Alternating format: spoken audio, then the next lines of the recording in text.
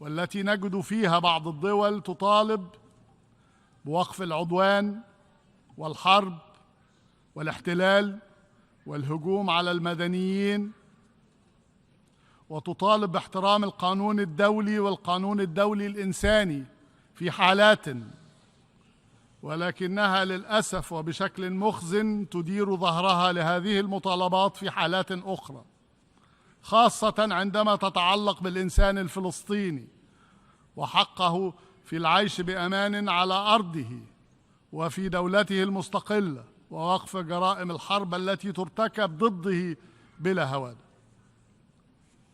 سيد الرئيس، السادة الأعضاء، إن اعتماد ثم إنفاذ مشروع القرار قيد نظر الجمعية العامة اليوم وفي قلبه المطالبة بوقف إطلاق النار هو وحده الكفيل بإنقاذ أرواح الأبرياء، إذ تتناول الفقرة الديباجية السادسة للمشروع بكل توازن وحياد، على عكس ما قد يدعيه البعض، ضرورة حماية المدنيين من الجانبين وفقاً للقانون الدولي الإنساني.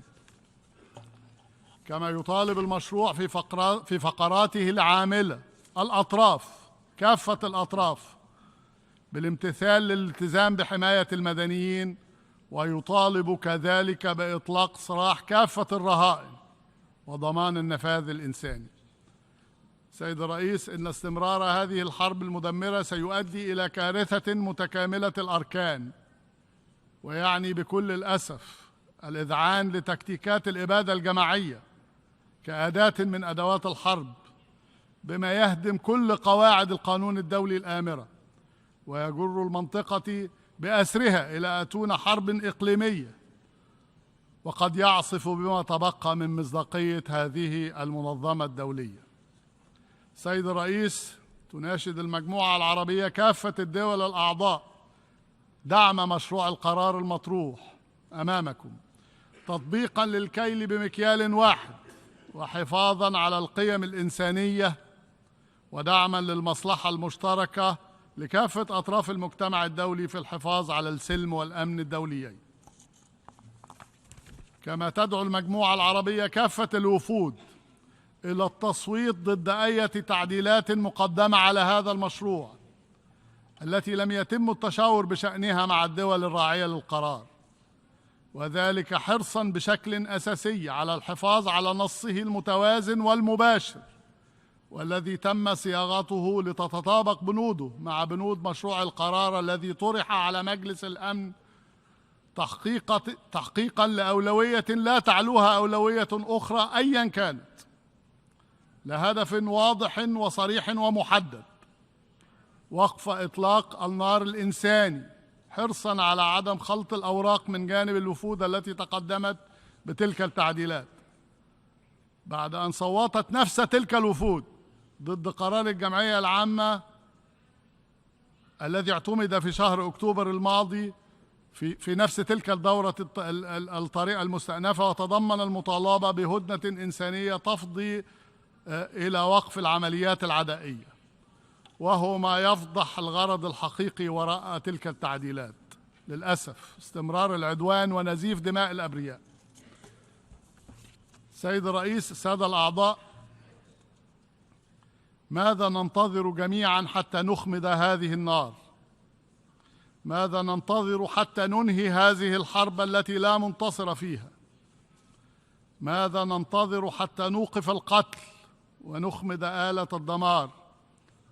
بل هل نستطيع الانتظار أصلاً بعد أن تخطى عدد القتلى من المدنيين أكثر من 18,000 شهيد، من ضمنهم أكثر من 7,000 طفل، بمعدل يبلغ مقتل طفل كل 10 دقائق، بالإضافة إلى عدد جرحى جاوز بينما نتحدث 49,000 جريح.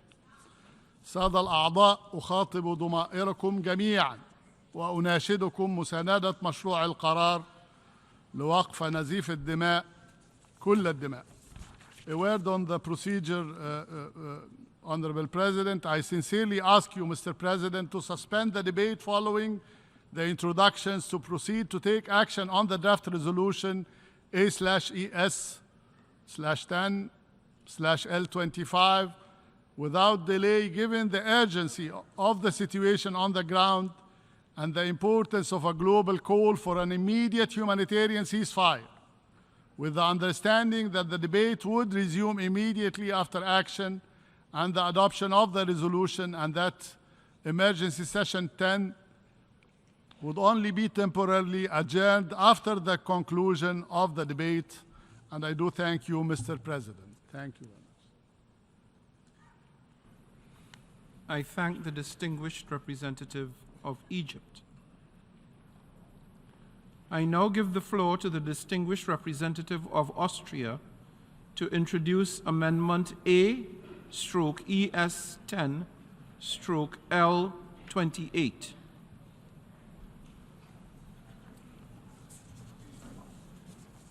Thank you, Mr. President. Excellencies, colleagues, and friends, I have the honor to introduce to you draft Amendment L28, proposed by Austria on Resolution L27, entitled Protection of Civilians and Upholding Legal and Humanitarian Obligations. We meet today in this emergency special session to address the dire humanitarian situation in Gaza. Austria is deeply concerned by the escalation following the heinous terrorist attacks by Hamas on Israeli civilians on 7 October. As our President stressed earlier, Austria has also continuously underlined the importance of ensuring the protection of all civilians at all times. Every civilian death is one too many. We have also called on more humanitarian aid to reach those in need and have increased our own contributions to humanitarian organizations. We very much welcome the humanitarian pauses and corridors that enable the release of some hostages and the provisions of urgently needed humanitarian aid. The recent escalation of violence started with Hamas' brutal, indiscriminate terrorist attacks across Israel on 7 October, and this deserves to be condemned in the strongest possible terms. As any state that suffers such an attack, Israel also has the right to defend its citizens in line with international law and international humanitarian law, and will therefore also support the amendment introduced by the United States. Austria has thoroughly considered the draft resolution before us today. We recognize the efforts by the Arab group to present a short and concise text, and we welcome that this text, in comparison to the resolution presented in October, explicitly demands the release of all hostages and also demands humanitarian access. However, this resolution falls short in many ways, including the right of Israel to ensure its citizens are safe and in naming the terrorist group responsible for the taking of hostages. The innocent children, women, and men held captive in Gaza have not simply disappeared or lost their way. They were abducted by Hamas. We can't just ignore this fact. The reports of those freed clearly show Hamas' brutality and complete disregard for human dignity. It's with this purpose that Austria presented a short, constructive amendment that's based on agreed language from UN Security Council Resolution 2712, adopted on 15 November of this year.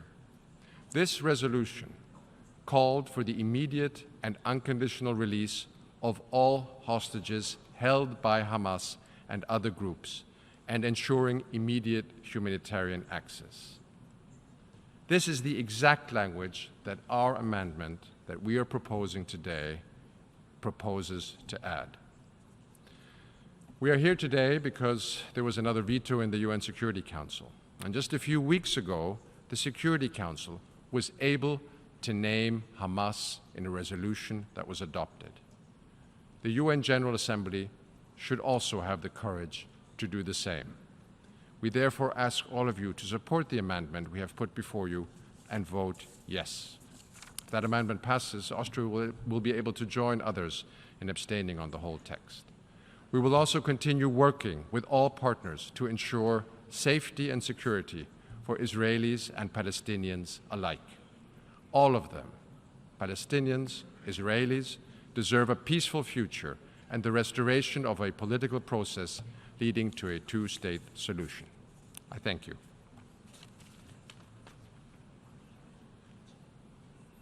I thank the distinguished representative of Austria, and I now give the floor to the distinguished representative of the United States to introduce the draft amendment in A/ES10/L29. You have the floor, ma'am. Thank you, Mr. President. Colleagues, the last 2 months have been nothing short of devastating. Devastating for Palestinians who have lost their homes and their loved ones because of a conflict that Hamas set into motion. Devastating for Israelis who still face a barrage of rocket fire even as they continue to reel from Hamas's barbaric attacks on October 7th. Devastating for Jewish and Muslim people around the world who are targeted by rising levels of anti-Semitism and Islamophobia.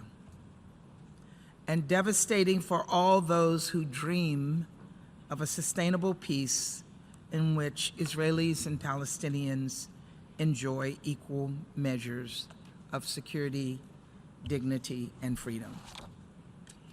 That sustainable peace is what the United States wants to work towards. And that is what I believe so many members of this body want to work towards too. And indeed, there are aspects of this resolution that we do support. We agree that the humanitarian situation in Gaza is dire and requires urgent and sustained attention, that civilians desperately need food and water and shelter and medical care, that a devastating number of innocent people have been killed, and that civilians must be protected, consistent with international humanitarian law. In addition, we support the release of all hostages immediately and unconditionally. Roughly half of those kidnapped on October 7th remain in Gaza. That's over 100 people, subject to, as a number of released hostages have described, hell. And so we encourage you to vote yes on the amendment proposed by Austria, which, like the resolution passed in the Security Council on November 15th, call for Hamas and other groups to release the hostages and to provide humanitarian access to them immediately. Again, we support components of the resolution proposed today. But here's what else we support. We support speaking out with one voice to condemn Hamas for its terrorist actions on October 7th. Why is that so hard? To say unequivocally that murdering babies and gunning down parents in front of their children is horrific, that burning down houses while families shelter inside and taking civilians hostage is abhorrent. It's why today the United States is proposing an amendment that unequivocally rejects and condemns these atrocities. And we urge all members to vote yes and declare that what happened on October 7th is intolerable, period. This is the bare minimum, and it should not be that difficult. In addition, the United States supports immediately addressing the reports of horrific sexual violence unleashed by Hamas on and after October 7th. Over the last 20 years, the UN has repeatedly underscored the need to investigate all reports of conflict-related sexual violence. It's long past time every member apply that same standard to the assaults committed by Hamas. The United States also supports the ICRC having access to hostages to provide medical treatment. We support a resumption of humanitarian pauses, which could happen immediately if Hamas only agreed to release women, wounded, and civilian hostages. We have seen how critical these pauses are to get the hostages out and to give some respite to civilians and humanitarians in Gaza. Look, there's no shortage of rhetoric here in New York, but it's the diplomacy the United States is engaging in on the ground that made that week-long pause possible. It was careful conversation and collaboration with Egypt and Qatar that helped reunite more than 100 hostages with their loved ones, and that dramatically expanded humanitarian assistance to Gaza during the break in fighting.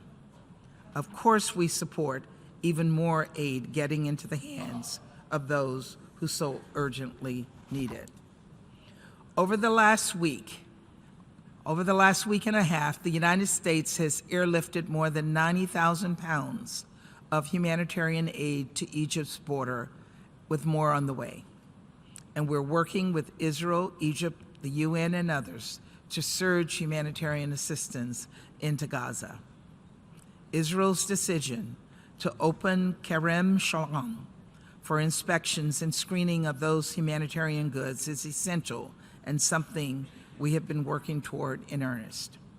And Israel's commitment to ensure there's enough fuel to sustain the humanitarian assistance operation, including civilian infrastructure, is also vital. We've made clear to Israel we expect it to honor these commitments, and we will hold them to it. Colleagues, there's more we support.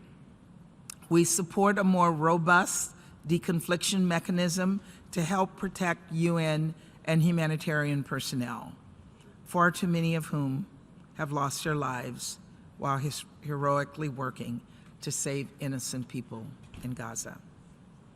We support affirming that Israel, like every single country on earth, has the right and the responsibility to defend its people from acts of terrorism. Because we know that Hamas intends to repeat the horrors of October 7th again and again and again. A senior Hamas official said so himself on television. Indeed, it was Hamas that broke the 7-day pause last month by committing a vicious terror attack in Jerusalem, firing rockets into Israel, and then failing to release the hostages it had pledged to release. Let's be realistic here. This is a terrorist group that no member state would tolerate living next to.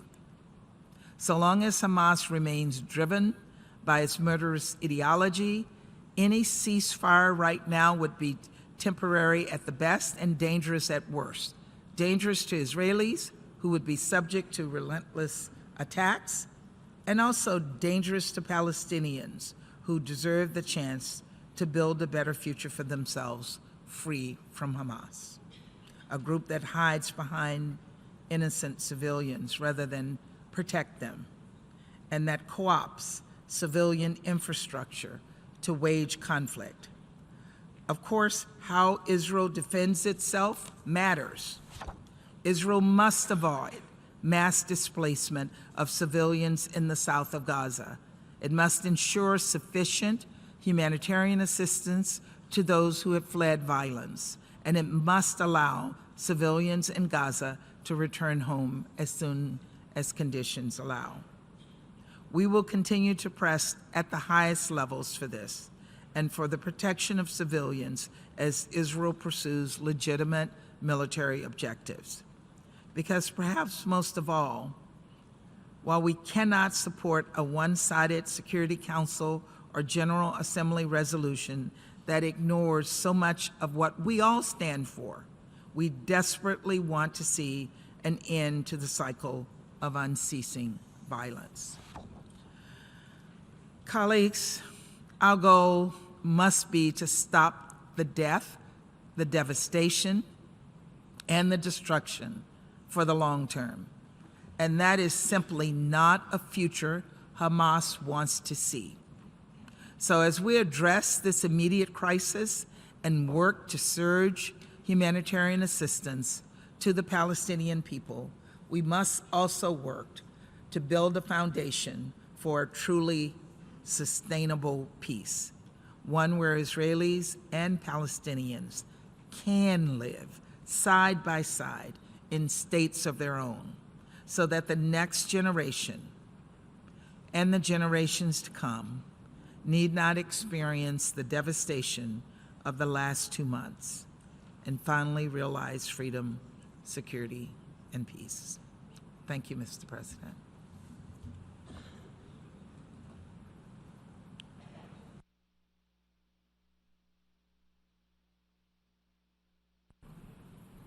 I should like to thank the distinguished representative of the United States.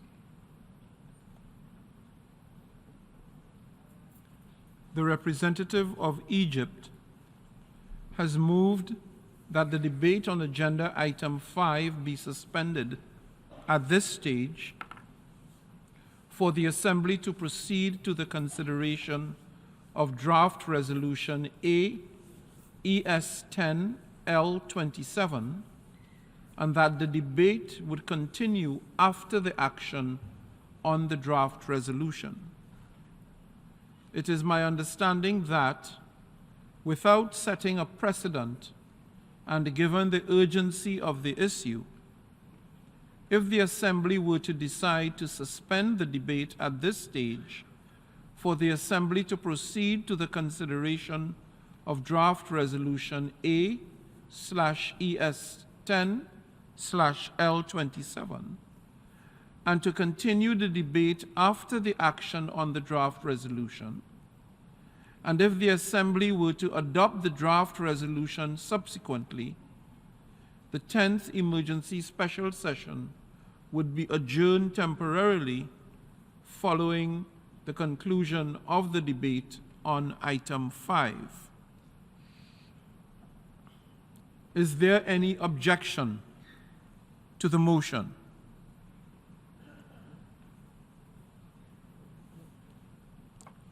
I see none. It is so decided. Since there is, the Assembly shall now proceed to consider the draft resolution A/ES10/L27 and draft amendments A/ES10/L28 and A/ES10/L29. For your information, the draft resolution and draft amendments have closed for e-sponsorship. I now give the floor to the representative of the Secretariat.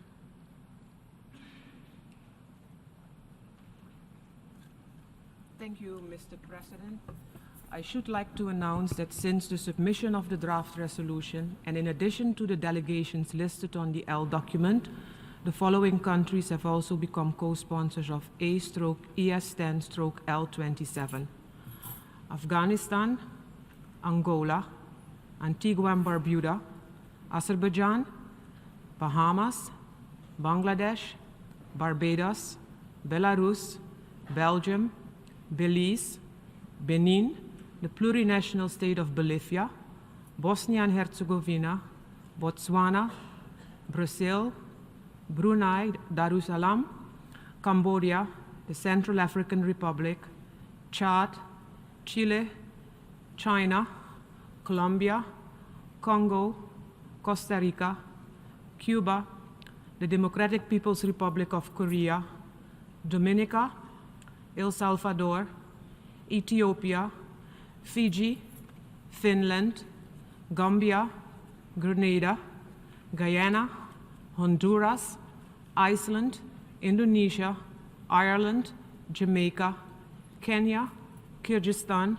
Lao People's Democratic Republic, Lesotho, Luxembourg, Malaysia, Maldives, Malta, Mexico, Myanmar, Namibia, Nicaragua, Nigeria, Norway, Peru, Philippines, Portugal, the Russian Federation, St. Kitts and Nevis, St. Lucia, St. Vincent and the Grenadines, San Marino, Senegal, Singapore, Slovenia, South Africa, Spain, Sri Lanka, Suriname, Tajikistan, Thailand, Timor-Leste, Trinidad and Tobago, Turkey, Turkmenistan, Uganda, Uzbekistan, Bolivarian Republic of Venezuela, Vietnam, and Zimbabwe. If any other countries wish to co-sponsor A/ES10/L27, please signify by pressing the microphone button now. Guinea-Bissau, Eritrea, Zambia, Mozambique,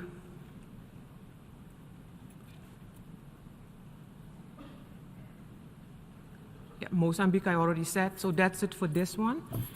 And then I would like to go to L28, and I should like to announce that since the submission of the draft amendment, and in addition to the delegation listed on the L document, the following countries have also become co-sponsors of A/ES10/L28: Albania, Canada, Cyprus, Czechia, Greece, Japan, Lithuania, Montenegro, Ukraine, and the United States of America. If any other countries wish to co-sponsor A/ES10/L28, please signify by pressing the microphone button now. United Kingdom, Fiji, Papua New Guinea, Micronesia,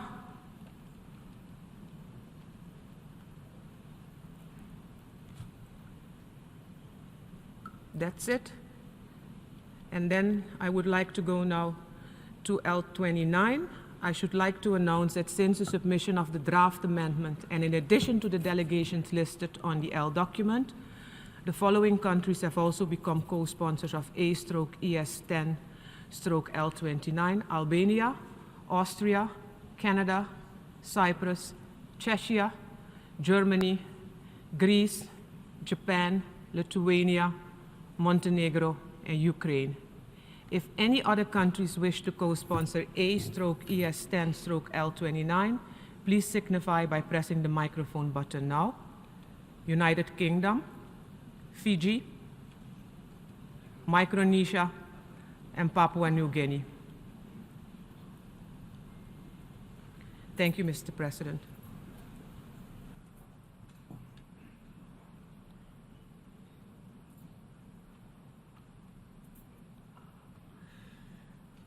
I thank the representative of the Secretariat. The Assembly will now proceed to take action on the draft resolution contained in A/ES10/L27 and amendments thereto contained in A/ES10/L28 and A/ES10/L29. Delegations wishing to make a statement in explanation of vote before the vote on any of the proposals under this item, including the proposed amendments, are invited to do so now in one intervention.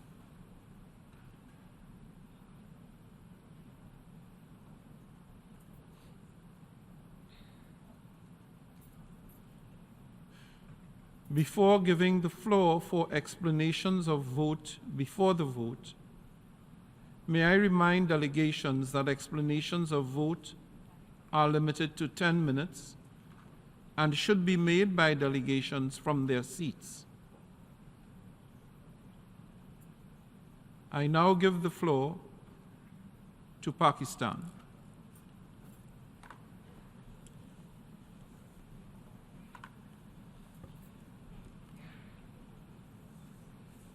Thank you, Mr. President. Mr. President, let me start by expressing our gratitude to you for having convened this resumption of the emergency special session of the General Assembly, and in particular for your clarion call for an immediate ceasefire in the war that is taking place in Gaza. The resolution is identical in its text to the one which was voted upon in the Security Council, and its aim is to seek an immediate humanitarian ceasefire, to provide access for humanitarian assistance, and to call for the release of all, I repeat, all hostages. This resolution was co-sponsored by over 100 member states when it was submitted in the Security Council. It obtained the affirmative votes of 13 of the 15 Council members, but it failed to pass due to the negative vote of a permanent member of the Security Council. Yet, the international community is not without recourse.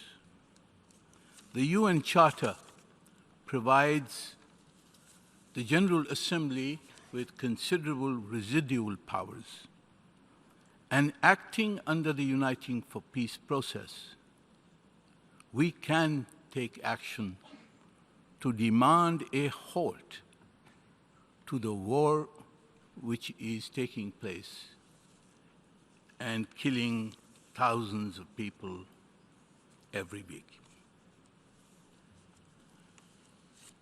The draft resolution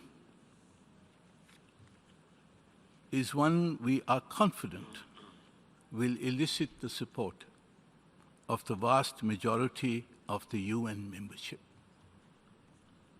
Pakistan has not co-sponsored this draft resolution, and we have not done so because we reserve the right to submit amendments to ensure that the text which is adopted by the General Assembly is equitable and balanced.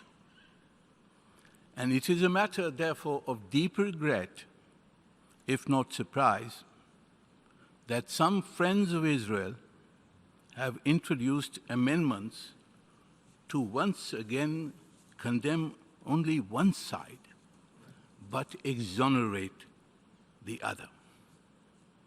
Unlike Canada, I cannot appeal to their sense of equity and justice. But what we can do is to appeal to the sense of humanity, of justice and fairness of the rest of the UN membership. And I'm confident that this entire membership will not agree to place the blame only on Hamas, but not on Israel. That would be unjust, unfair, and inequitable. Mr. President, when you deny people freedom and dignity, when you humiliate and trap them in an open-air prison where you kill them as if they were beasts, they become very angry, and they do to others what was done to them. And therefore, for Austria and my friend from the United States to blame Hamas in their amendments is not equitable, is not just. The blame, if it's to be placed, has to be placed on both parties, and especially on Israel. Mr. President, With the end of the pause, the skies over Gaza are filled with projectiles of death. Attack helicopters, drones, artillery shells, tank shells, mortars, bombs, missiles. Israel has dropped 25,000 tons of explosives on Gaza, nearly the equivalent of the atomic bombs dropped on Hiroshima and Nagasaki. Israel's goal is not only to erase Hamas. This is a war against the Palestinian people. Israel's goal is to erase not only a people, but the entire idea of Palestine. Its campaign is a carbon copy of the massive campaigns of racial slaughter by other settler colonial regimes in history.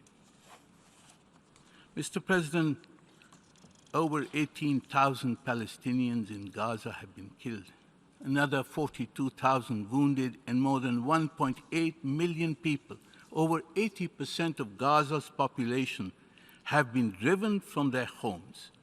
Thousands are missing, buried under the rubble. And yet Israel is not deterred.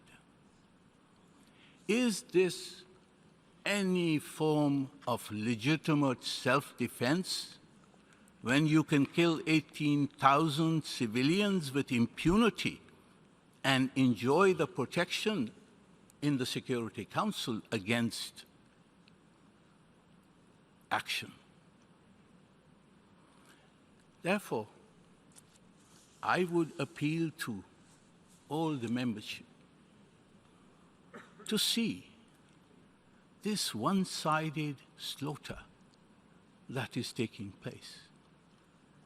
If Hamas is named and not Israel, you will provide a justification to the Israeli war machine to continue its roulette wheel of death.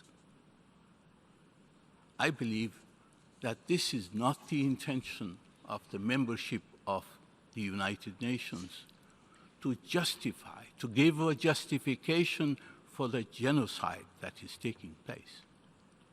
I would therefore, on behalf of my delegation, on behalf of all the Arab countries, on behalf of the OIC, appeal to all the membership to vote against the amendments proposed in L28 by Austria and L29 by the United States. In case these amendments are adopted, Pakistan will submit sub-amendments to these in order to restore balance, in order to name Israel as the perpetrator of the mass crimes that are taking place in Gaza today. I thank you, Mr. President.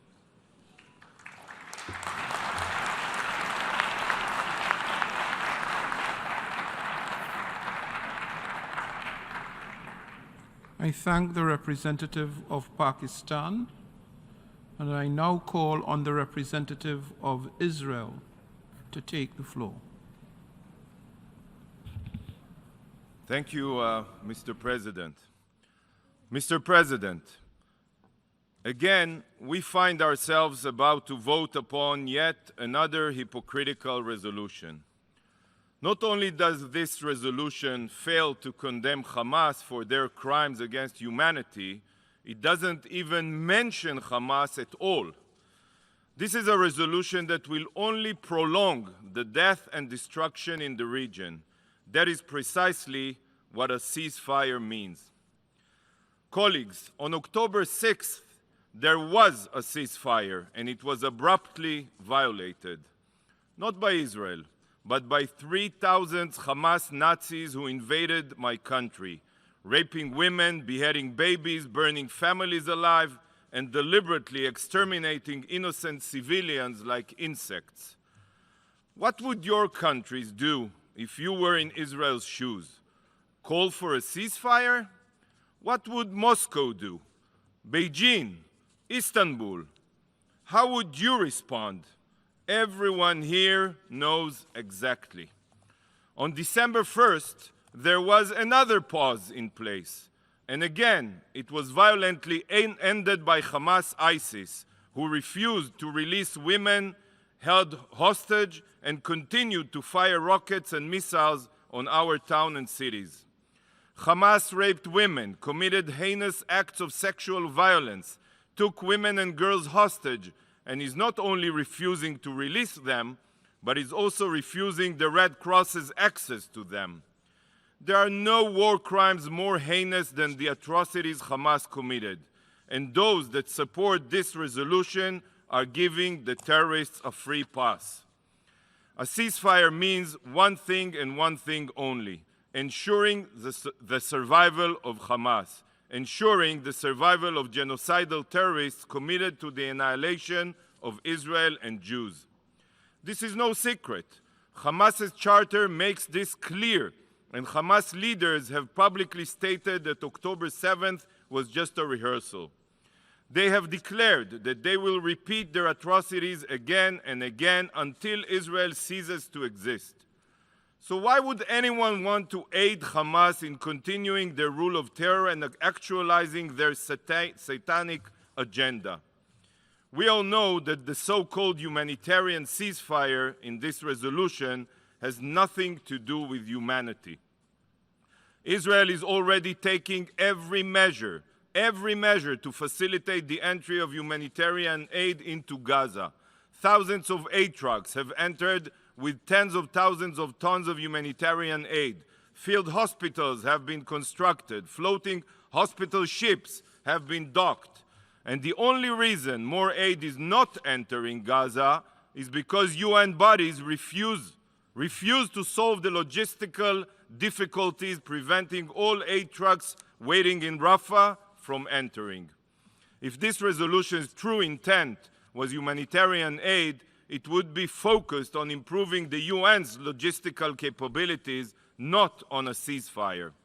A ceasefire will only benefit the terrorists that steal the humanitarian aid for themselves. It will not benefit the people of Gaza.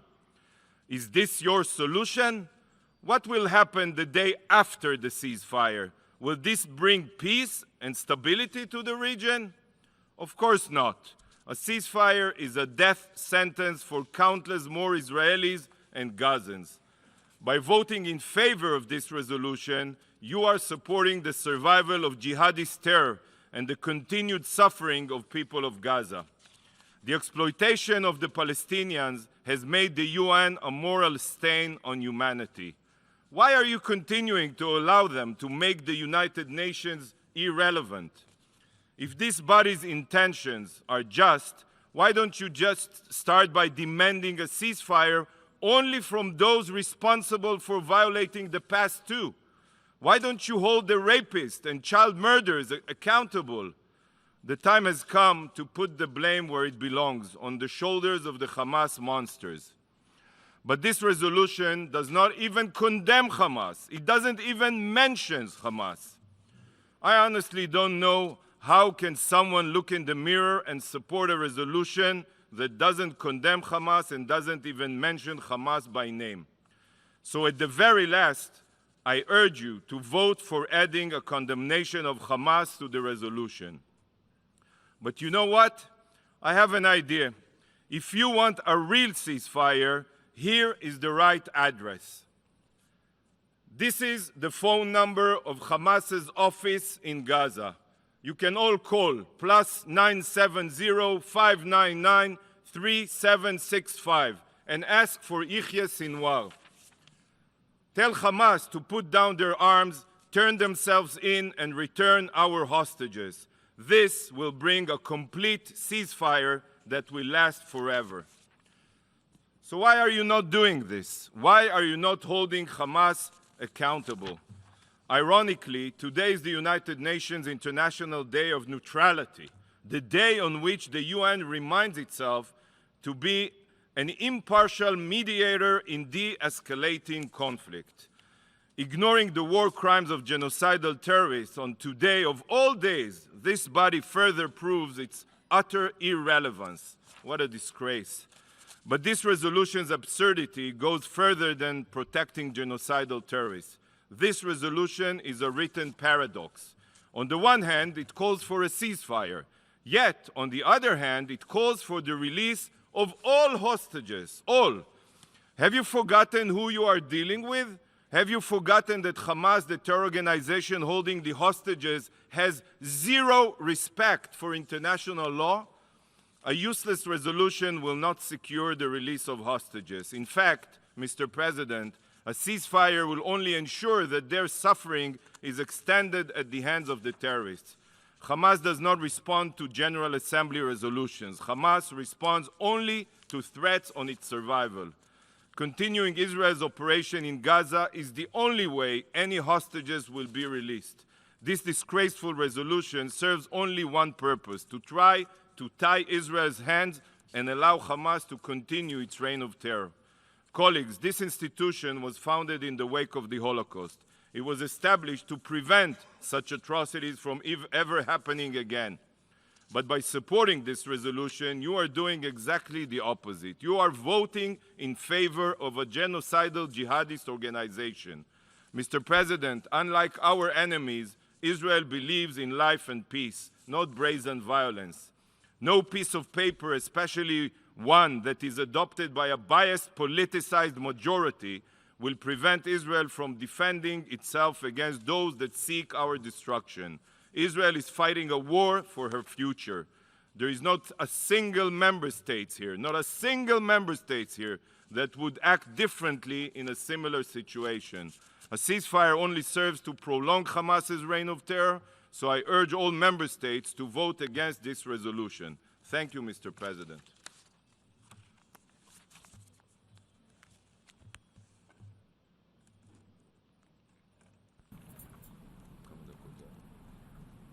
I thank the representative of the State of Israel for his statement, and I now give the floor to the representative of South Africa on behalf of the African states.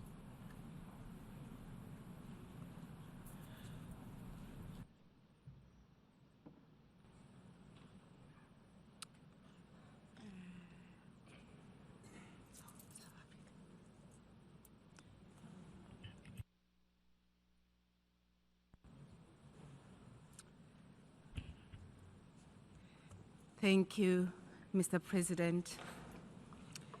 I am delivering the statement, explanation of vote before the vote, on behalf of my country, South Africa. We thank you for convening this emergency special session of the United Nations General Assembly, which has been called because of yet another failure of the Security Council to fulfill its mandate. We thank the Arab Group and the OIC respectively for requesting the resumption of the 10th emergency special session of the General Assembly. On 6 December, the Secretary General took the initiative to invoke Article 99 of the UN Charter, bringing to the attention of the Security Council a matter which, in his opinion, may aggravate existing threats to the maintenance of international peace and security. South Africa commends the Secretary General for taking this initiative, and we remain steadfast in calling for an immediate, comprehensive ceasefire to assess the needs on the ground, allowing for the full opening of all humanitarian corridors to grant much-needed aid and basic services to reach those in need. We therefore emphasize the urgent implementation of General Assembly resolutions to realize this and alleviate the suffering of Palestinians in desperate need of relief aid. The Secretary General's initiative was necessary in the context of the inability of the Council to, at the very least, call for a humanitarian ceasefire.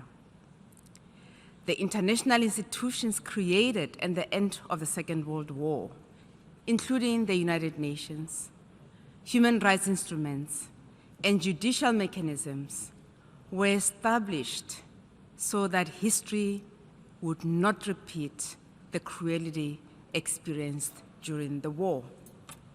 Yet, by failure to act, to call for an end to the loss of civilian life, it has become clear that there is a selective application of the international instruments and the utilization of some of these mechanisms for attaining narrow interests.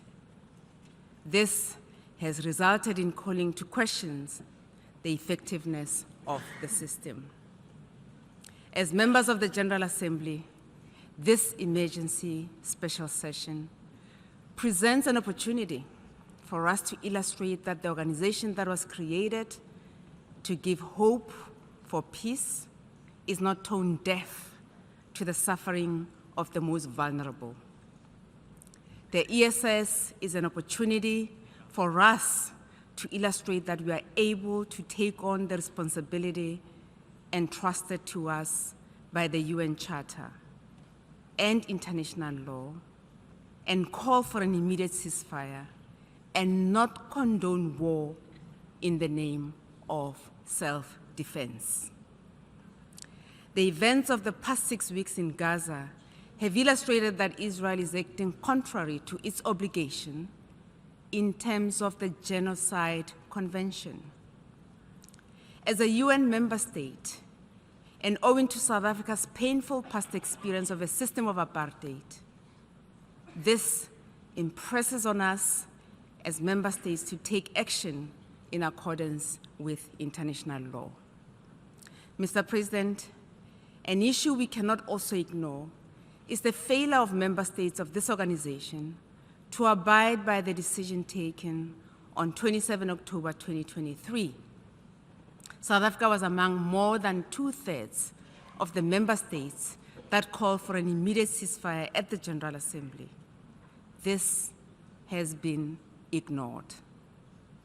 We cannot proclaim the importance of international law and the importance of the UN Charter in some situations and not in others, as if the rule of law only applies to a select few.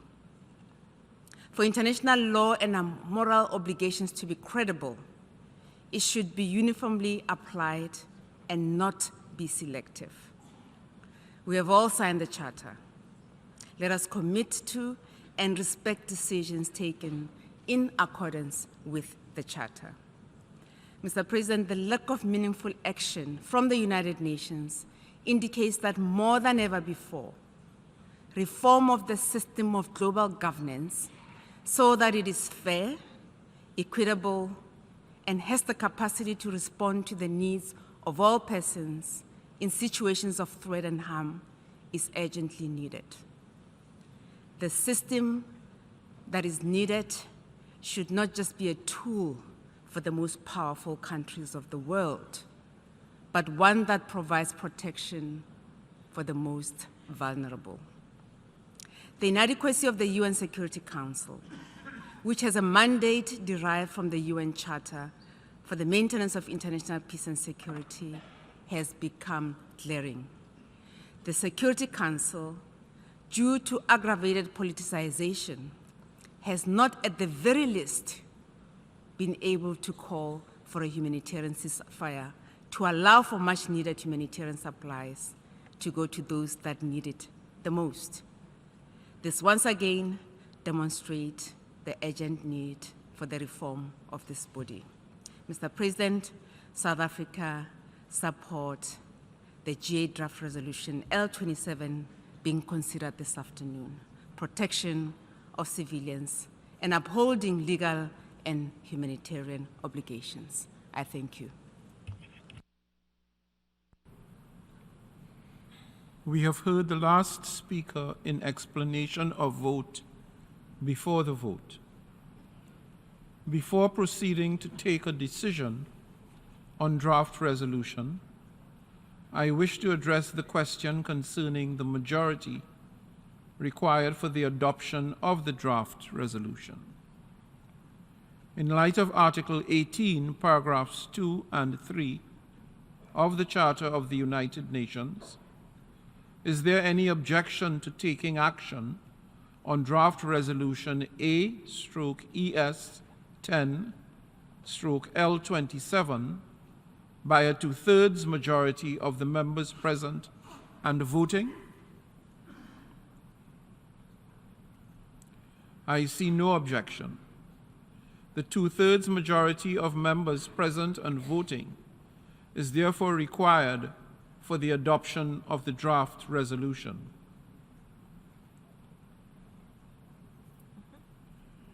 The 2/3 majority of members present and voting is therefore also required for the adoption of the amendments to the draft resolution. Before we proceed to take a decision on draft resolution A/ES10/L27, in accordance with Rule 90 of the Rules of Procedure, the Assembly shall first take a decision on draft amendments A/ES10/L28 and A/ES10/L29 one by one. We now turn to draft amendment A/ES10/L28. A recorded vote has been requested. We shall now begin the voting process. Those in favor of draft amendment A/ES10/L28, please signify. Those against and abstentions. The General Assembly is now voting on draft amendment A/ES10/L28. Will all delegations confirm that their votes are correctly reflected on the screen? The voting has been completed. Please lock the machine.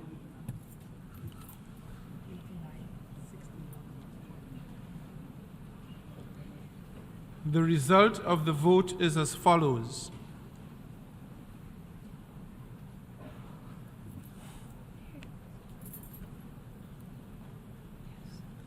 $89 in favor, 61 against, and 20 abstentions.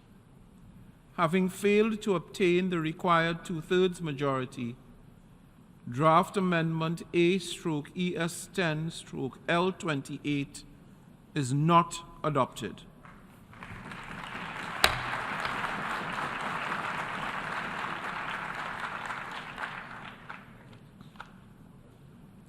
We now turn to draft amendment A/ES10/L29. A recorded vote has been requested. We shall now begin the voting process. Those in favor of draft amendment A/ES10/L29, please signify. Those against and abstentions. The General Assembly is now voting on draft amendment A/ES10/L29. Will all delegations confirm that their votes are correctly reflected on the screen? The voting has been completed. Please lock the machine.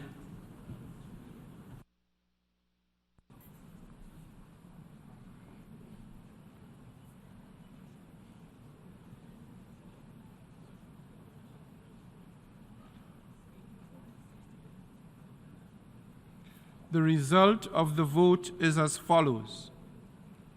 84 in favor, 62 against, 25 abstentions. having failed to obtain the required 2/3 majority, draft amendment A/ES10/L29 is not adopted.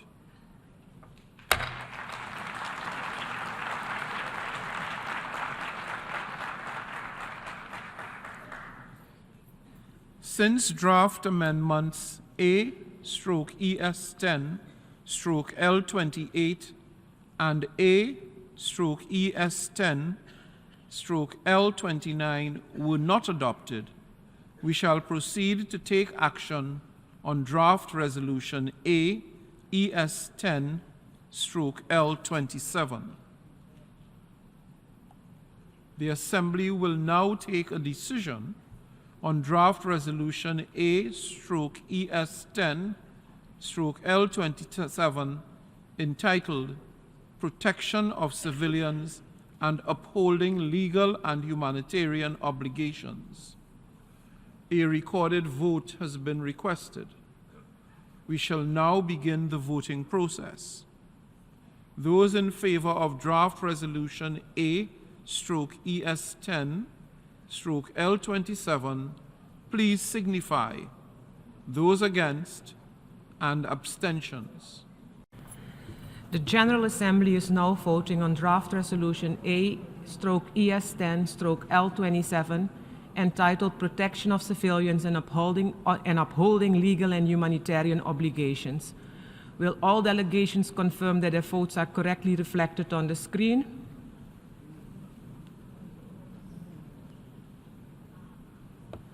The voting has been completed.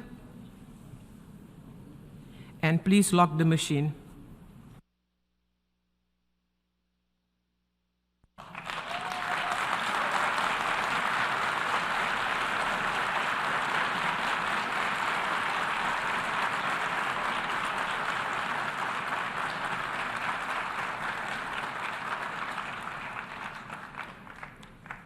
The result of the vote is as follows: 153 in favor, 10 against, 23 abstentions. Draft resolution A/ES10/L27 has been adopted.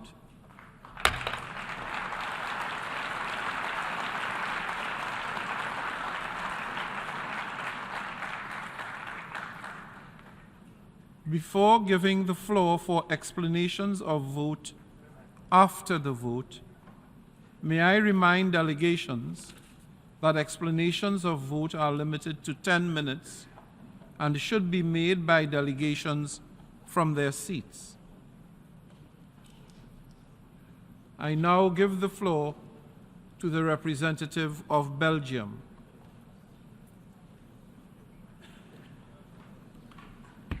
Monsieur le Président, le second secrétaire général de cette organisation, M. Dag Hammarskjöld, a un jour affirmé que l'Organisation des Nations Unies n'avait pas été créée pour nous amener au paradis, mais bien pour nous éviter de tomber en enfer.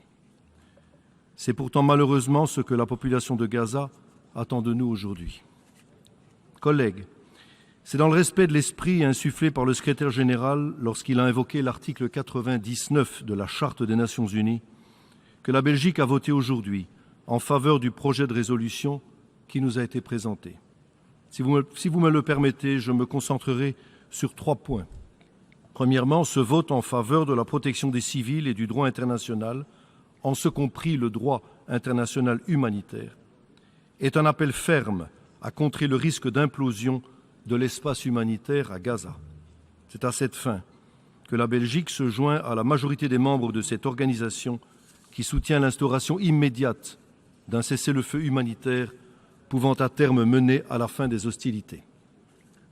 La Belgique se joint également à ceux, encore plus nombreux, qui demandent tant la libération immédiate et sans condition de tous les otages que l'accès humanitaire immédiat et sans entrave.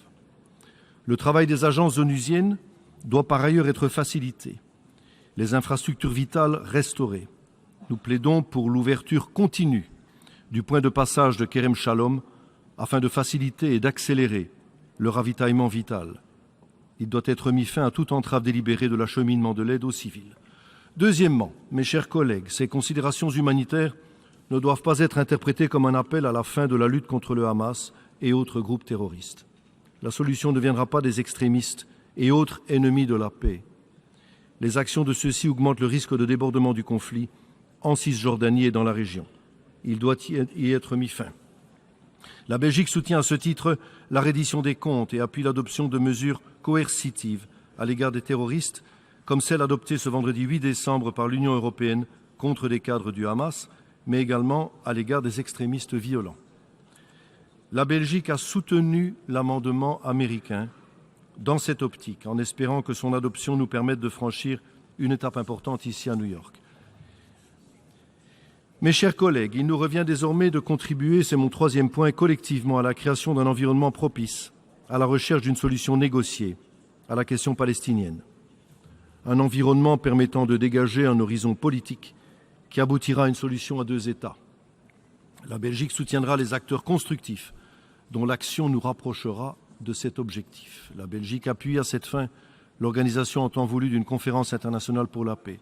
C'est également tout le sens de l'effort pour la journée de la paix, Peace Day Effort, porté conjointement par l'Union européenne et par la Ligue des États arabes. Mes chers collègues, nous devons agir collectivement sur le court terme en donnant forme à un cessez-le-feu humanitaire, sur le moyen terme en mettant fin aux agissements des terroristes et des extrémistes violents, et sur le long terme en travaillant à une solution durable de ce conflit qui garantisse à Israël la possibilité de vivre en paix et en sécurité et qui réalise enfin le droit à l'autodétermination du peuple palestinien. Je vous remercie.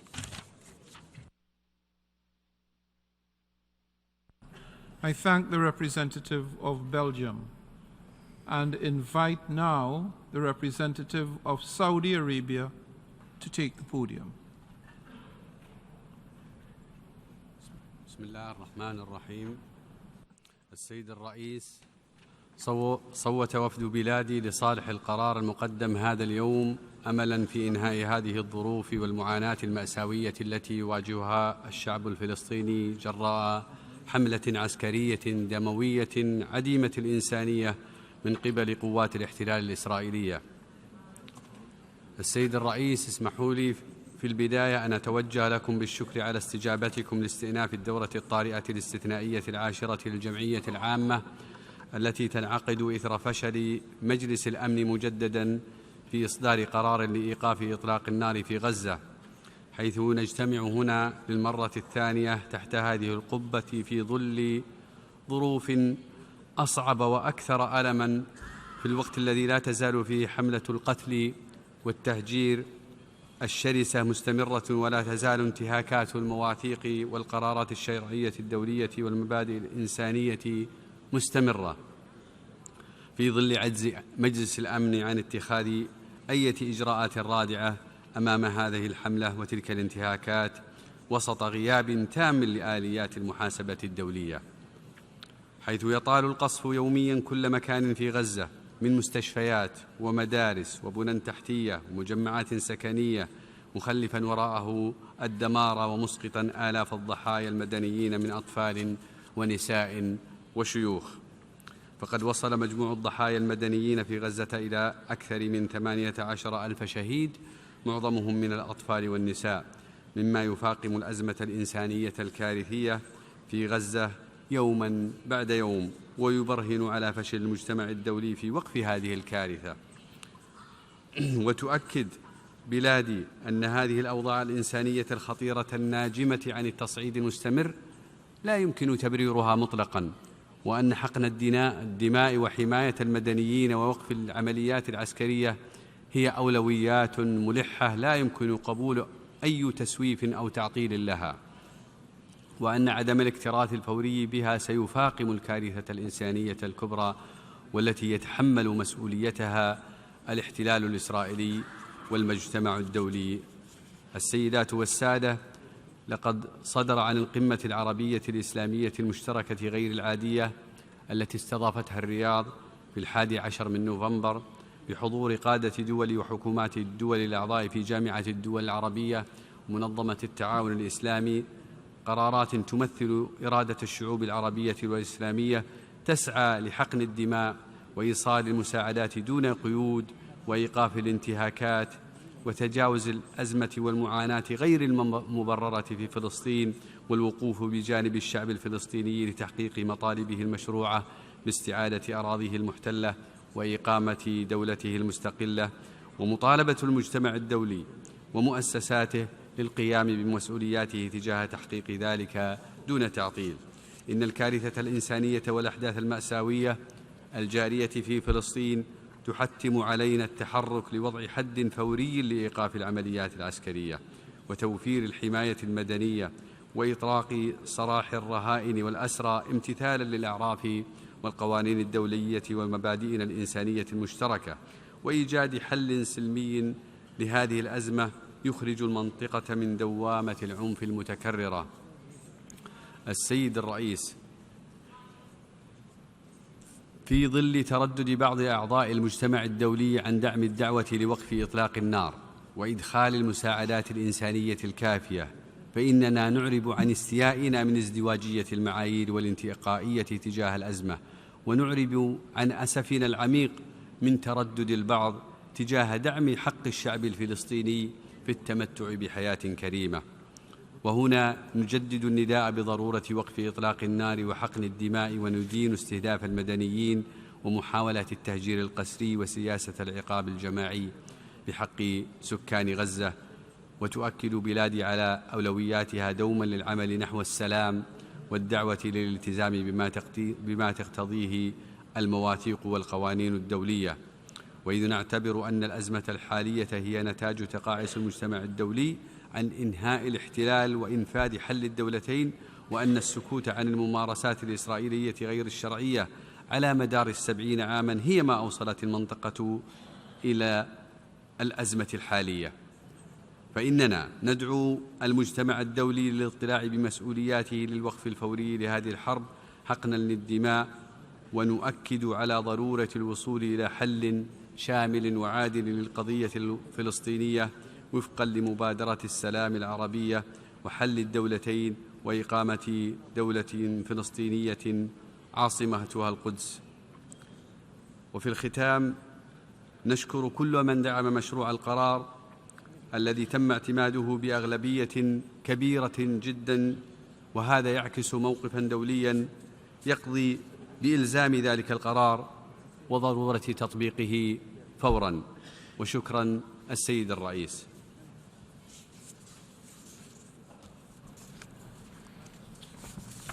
I thank the representative of Saudi Arabia, and I now invite the representative of India to take the floor. Mr. President, India has voted in favor of the resolution just adopted by the General Assembly. The situation that this august body has been deliberating upon has many dimensions.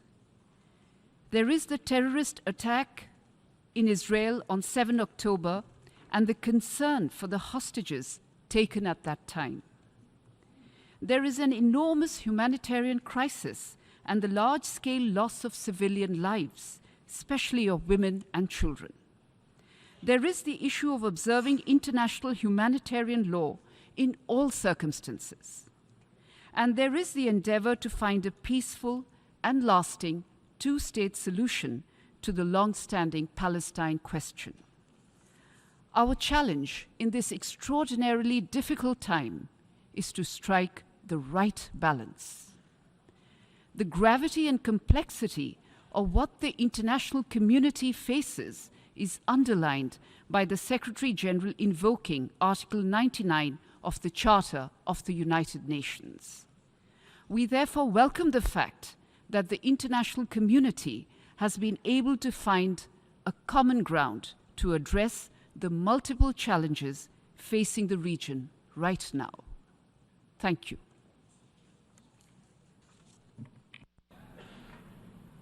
I thank the representative of India, and I now give the floor to the representative of Bulgaria.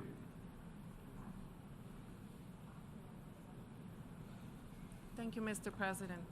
Mr. President, Bulgaria is gravely alarmed by the catastrophic situation of civilians in Gaza and reiterates its call for continued, rapid, safe, and unhindered humanitarian access and aid to reach those in need through all necessary measures.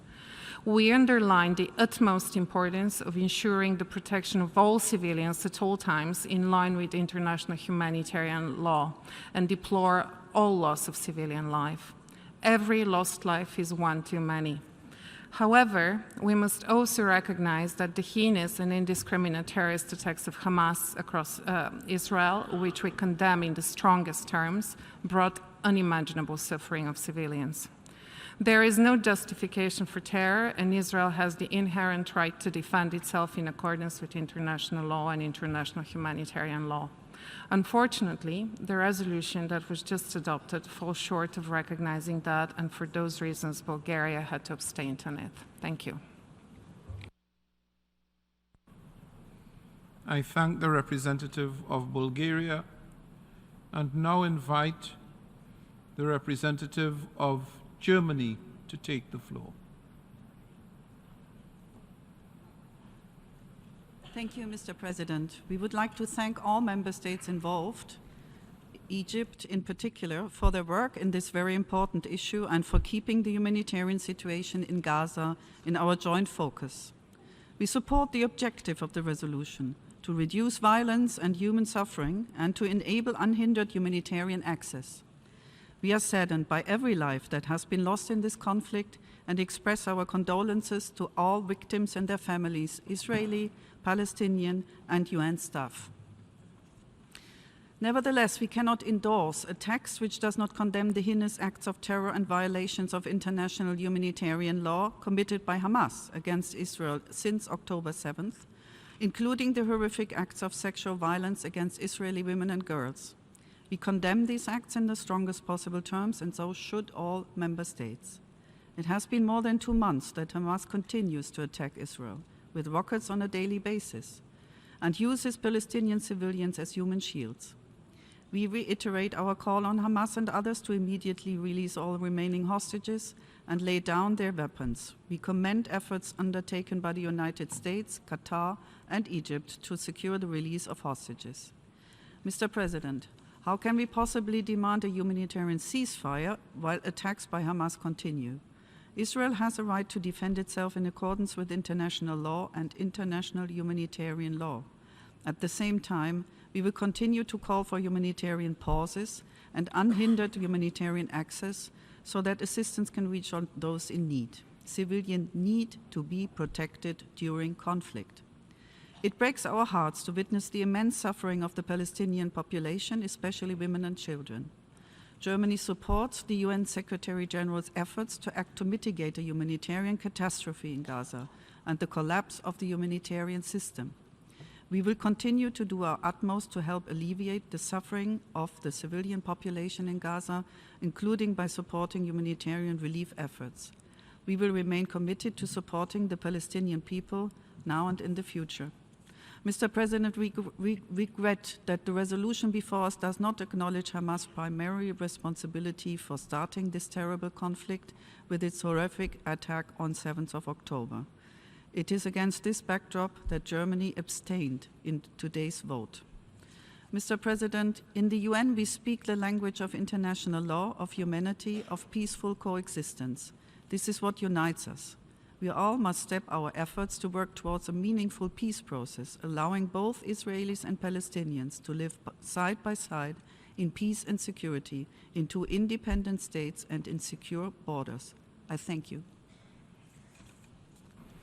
I thank the representative of Germany, and I now invite the Republic of Korea to take the floor. Thank you, Mr. President. The Republic of Korea voted in favor of the amendment proposed by Austria, as the language clarifies Hamas and other groups that are holding the hostages.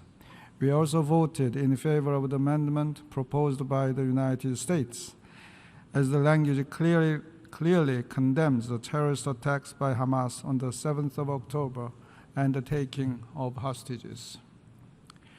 Thanks to the testimonies by hostages released during the recent 7-day pause, we learned more details about the horrific terrorist attacks by Hamas. We once again condemn in the strongest terms the heinous terrorist attacks by Hamas against Israel and urge immediate release of all the remaining hostages. We believe that Israel has the right and the duty to protect itself and its citizens.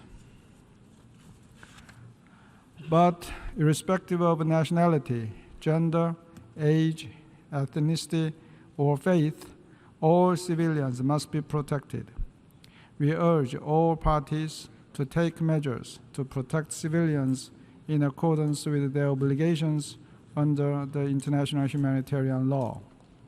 Therefore, we voted in favor of the resolution proposed by Egypt, considering that an extended humanitarian pause that can be durably maintained is essential to save the lives of Palestinian civilians and hostages in Gaza.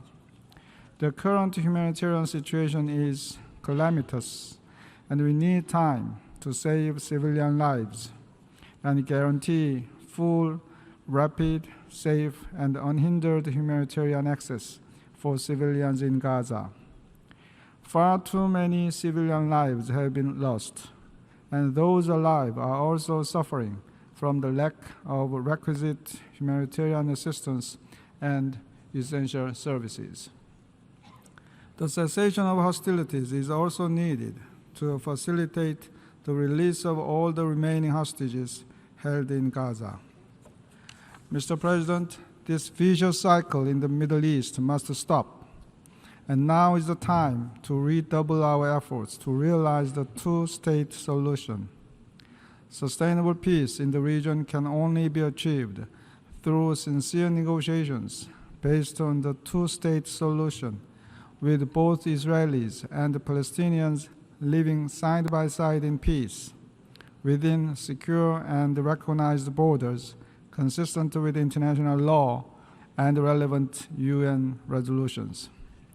We hope the UN can speak with one voice to this end. As an incoming Security Council member, the Republic of Korea is determined to help achieve the common aspiration of the world for peace in the Middle East. I thank you, Mr. President. I thank the representative of South Korea, and now I invite the representative of Cyprus to take the floor.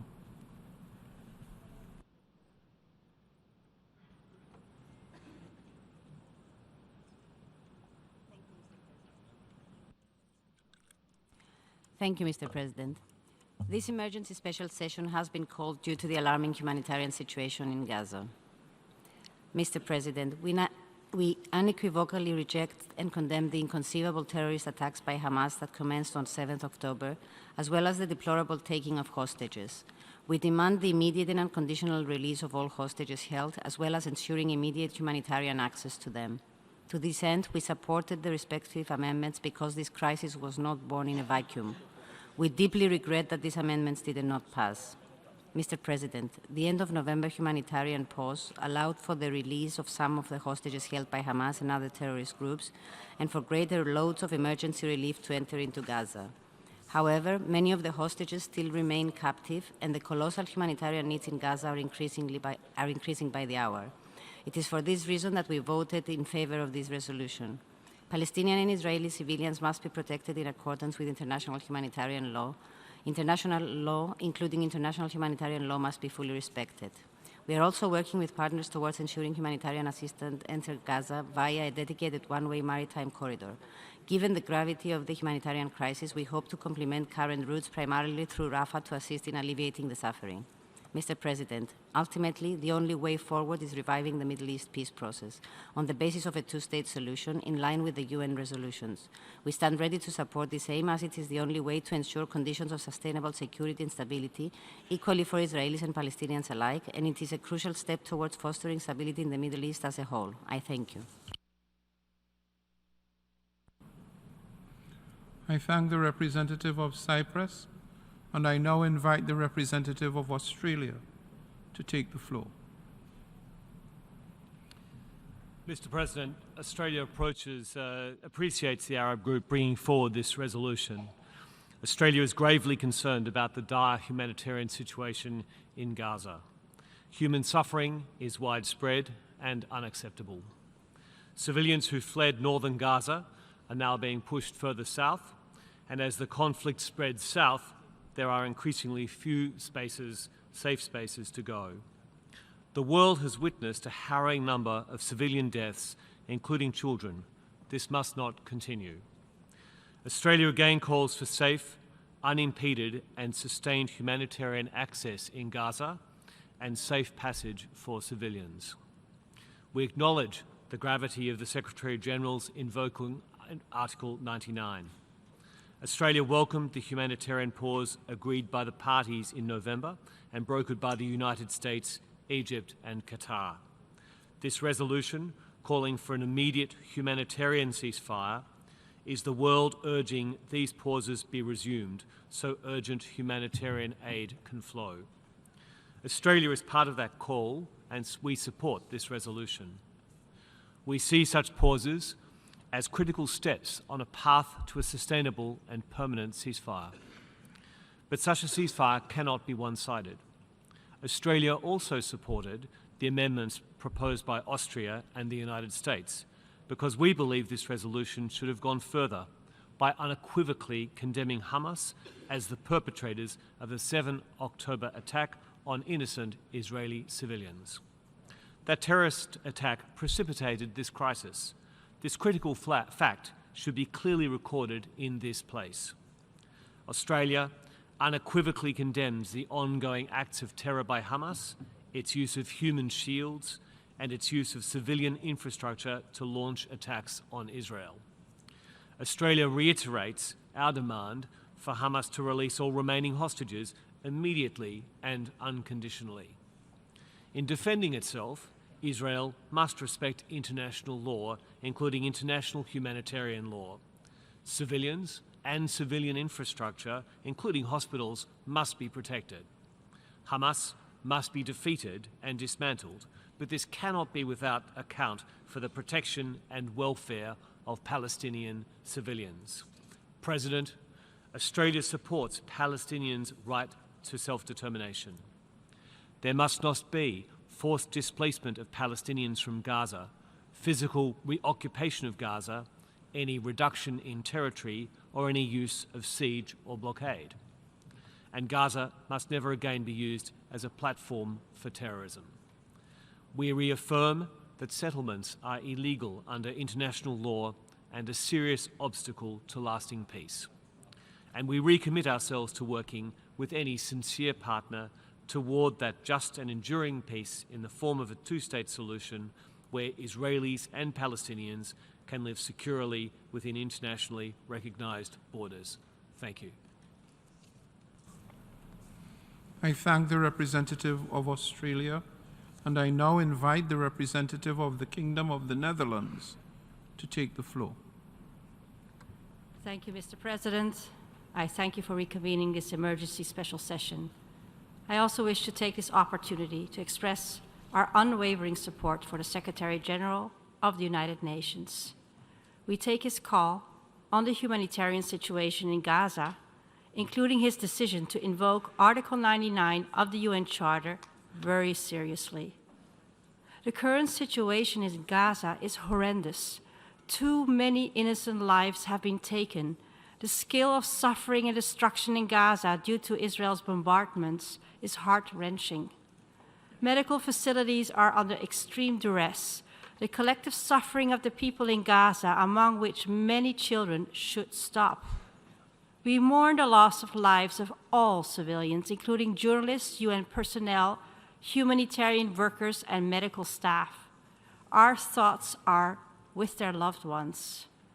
Urgent and immediate action is needed to halt the unfolding humanitarian catastrophe in Gaza. 80% of the population is internally displaced. There is no effective protection for civilians, and they have nowhere to go. No place in Gaza is safe now. The humanitarian system is on the verge of collapse, with the risk of starvation and outbreak of infectious diseases. The resolution contains important messages in this regard, as well as the essential demand to release all hostages. Therefore, we worked hard to reach an agreement on the text that would enable a vote in favor of this resolution. However, the lack of clarity on the temporary nature of a humanitarian ceasefire in the text creates confusion. We tried to change the text accordingly, but our proposals were unfortunately not accepted as the text was not open for further negotiations. The resolution further lacks a reference to the heinous acts by Hamas. Based on these considerations, the Kingdom of the Netherlands abstained on the resolution. Mr. President, the harsh reality is that attacks from Hamas and elsewhere in the region continue. Case in point are the repeated Houthi missile attacks targeting Israel and vessels in the Red Sea. Israel's continued need to defend itself against continuous attacks therefore still stands with respect for international humanitarian law. The Kingdom of the Netherlands remains shocked at the heinous terrorist attacks perpetrated by Hamas on October 7th, and we condemn it in the strongest possible terms. The spiral of violence that followed has seen too many civilian casualties. It is of the essence that both parties do everything to ensure that civilians are protected in line with international humanitarian law. We need to see more urgent action. Mr. President, the way Israel implements self-defense matters. We consistently and explicitly urge Israel to demonstrate restraint, and we consistently stress the importance of proportionality and necessity in its current operations. In that light, we expect of Israel, one, that it does everything to ensure that civilians are protected. This is an obligation and a necessity. Two, to ensure that direct and unhindered humanitarian assistance gets to the people of Gaza. This is an obligation under international law. Now that the fighting has resumed and needs in Gaza are escalating, decreasing aid influx is unacceptable. The decision to open Kerem Shalom for the inspection of humanitarian aid trucks is a much-needed step in the right direction, but much more is needed. Aid needs to pass through, including fuel and medical supplies. These goods also need to reach all those in need in Gaza. Three, and we expect Israel to ensure that humanitarian workers are able to work in Gaza safely and without constraints. This is also an obligation under international law. Four, we also reiterate that settler violence is completely unacceptable. Under occupation law, the IDF has an obligation to actively protect Palestinian civilians from violence. Israel needs to act decisively and urgently to stop the settler violence and illegal annexations in the West Bank, which further destabilizes the situation in the region. In this context, we urgently call for immediate, new, substantial, frequent humanitarian pauses. The ending of suffering of innocent people is an obligation. This conflict needs a political solution in accordance with international law. I thank you.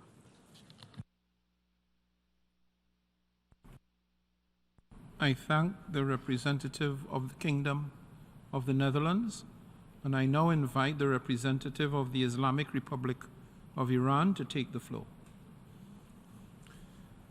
In the name of God, the compassionate and merciful, Mr. President, the situation before us is quite clear.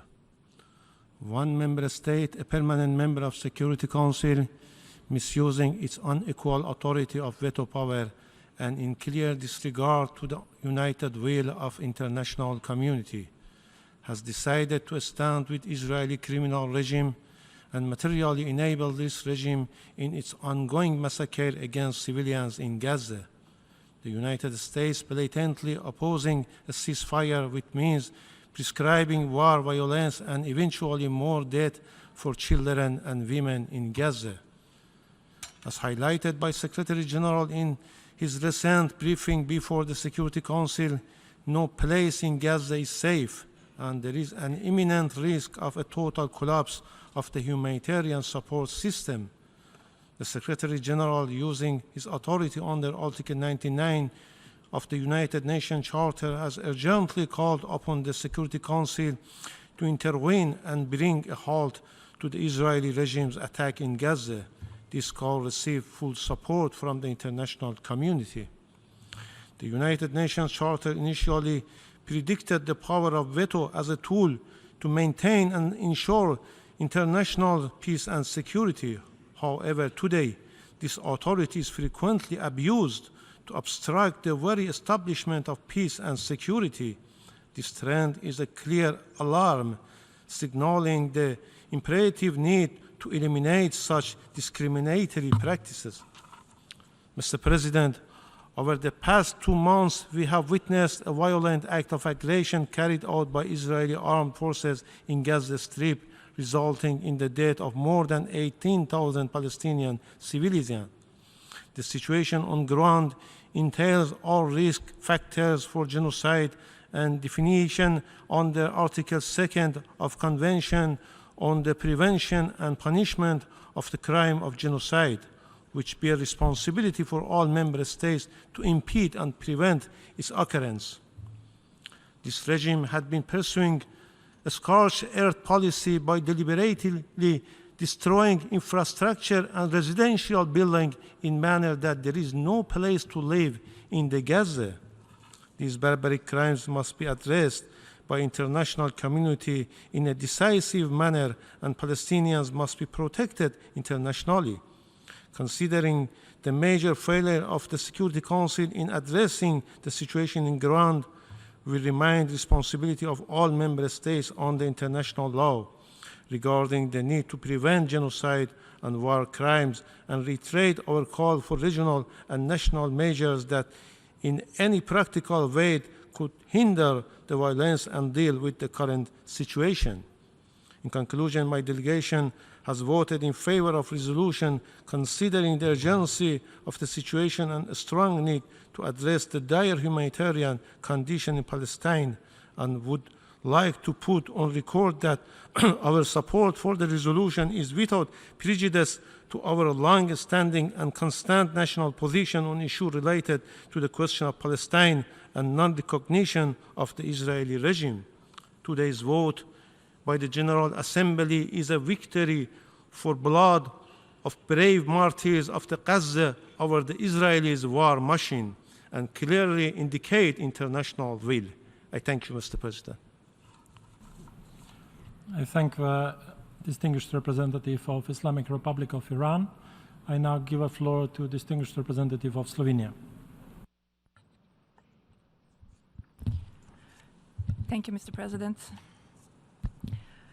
Mr. President, Slovenia co-sponsored the resolution presented in the Security Council, and we followed suit today in the General Assembly.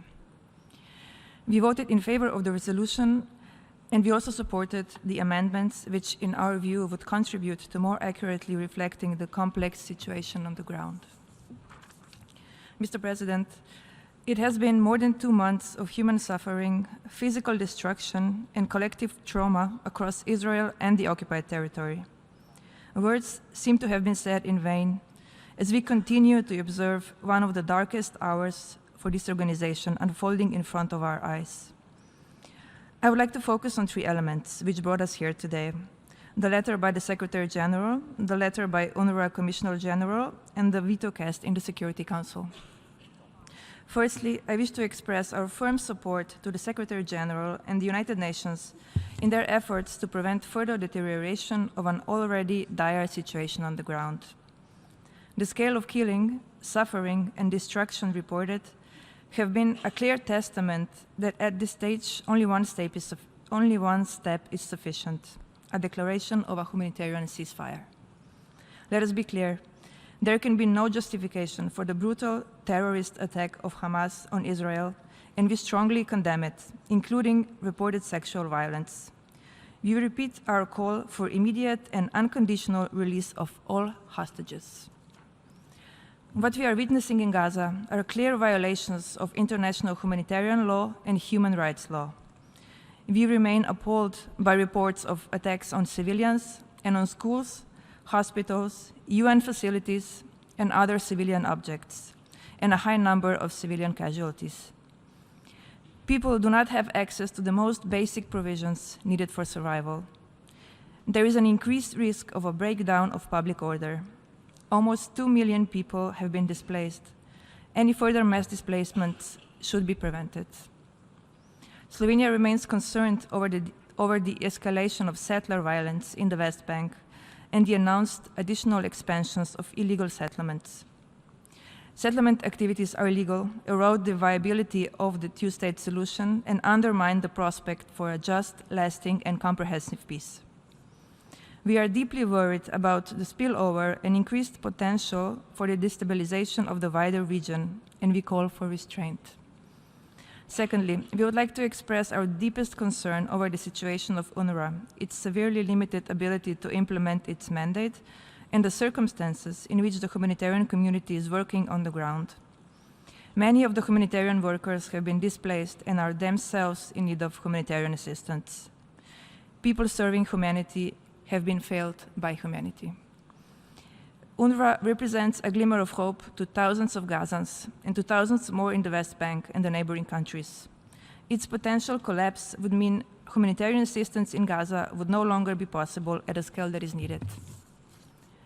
Slovenia commends the work of humanitarian agencies and their personnel in Gaza, who continue to provide assistance and protection to the people, often at a great sacrifice, paying the ultimate price with their own lives.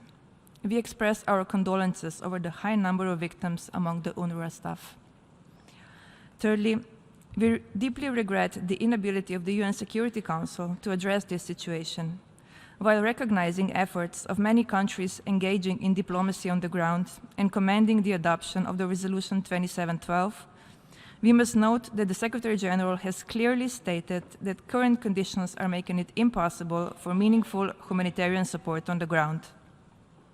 The Security Council should therefore step in and support rapid, sustained, unimpeded, and safe access for humanitarian aid, equipment, and personnel to Gaza and its distribution within Gaza. This can only be done by a humanitarian ceasefire that will lead to a truly permanent ceasefire.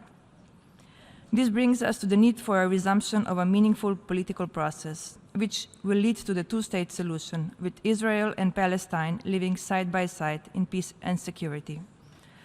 Slovenia has and will continue to support initiatives that reinforce the Middle East peace process. We therefore strongly support the organization of a peace conference as soon as possible.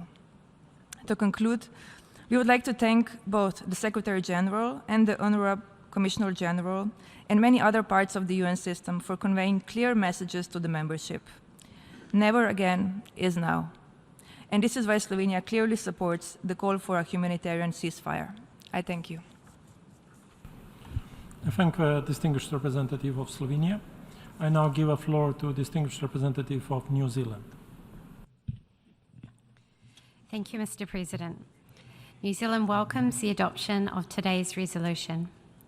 In relation to the amendments put forward by the United States and Austria, we wish to register our disappointment that they did not pass.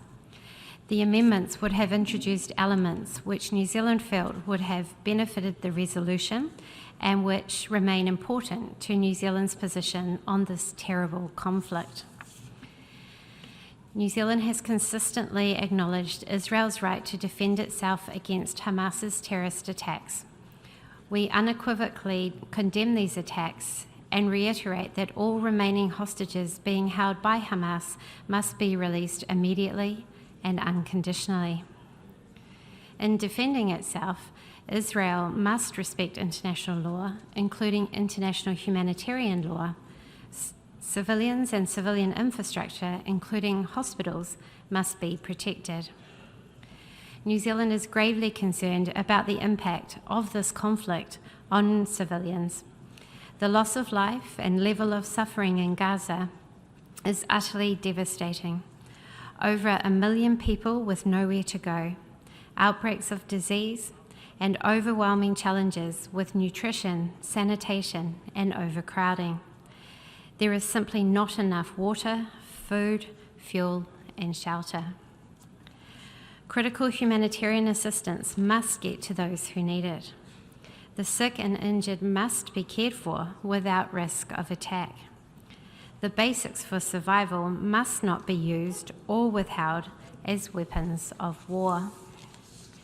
We thank the Secretary-General and the United Nations and humanitarian staff for their leadership, especially those working on the ground in enormously difficult circumstances and under significant constraints. We are distressed that the effective delivery of humanitarian aid in Gaza is now almost impossible. Ensuring meaningful humanitarian access is critical. It is a key requirement of international humanitarian law, particularly the Fourth Geneva Convention. We call on Israel to facilitate the necessary access immediately to alleviate the plight of civilians in Gaza. Last week, the Secretary-General sounded the loudest possible alarm over this crisis. We must answer his call. It was for this reason, the urgent need for the provision of critical life-saving assistance, that New Zealand co-sponsored the United Arab Emirates Security Council resolution, which called for an immediate humanitarian ceasefire. We are deeply disappointed that the casting of a veto yet again prevented the Security Council from agreeing on a response to a pressing crisis. The General Assembly has, once again, had to take action where the Security Council has failed to do so. In this Assembly, in late October, New Zealand joined 120 member states in voting for a resolution that called for an immediate, durable, and sustained humanitarian truce to facilitate the delivery of aid. Today's General Assembly resolution has the same objective: the fighting to stop and civilians to be protected. Therefore, New Zealand once again supported this call and voted for this resolution. At the same time as we push for a humanitarian ceasefire, we urge all parties involved in the conflict, as well as countries with influence in the region, to take urgent steps towards establishing a sustainable ceasefire. A lasting solution to the conflict will only be achieved by peaceful means. Revival of the Middle East peace process is critical. There is no military solution to this conflict, just as there is no role for Hamas in the future governance of Gaza. Mr. President, 2 final points. New Zealand condemns settlement building and expansion in the West Bank, which is illegal under international law, and condemns the violence being perpetrated by settlers. We call for Israel to address this urgently. New Zealand also urges governments in the region to do all they can to ensure this conflict does not spill over into the wider region. Thank you, Mr. President. I thank the distinguished representative of New Zealand. I now give a floor to a distinguished representative of Czechia.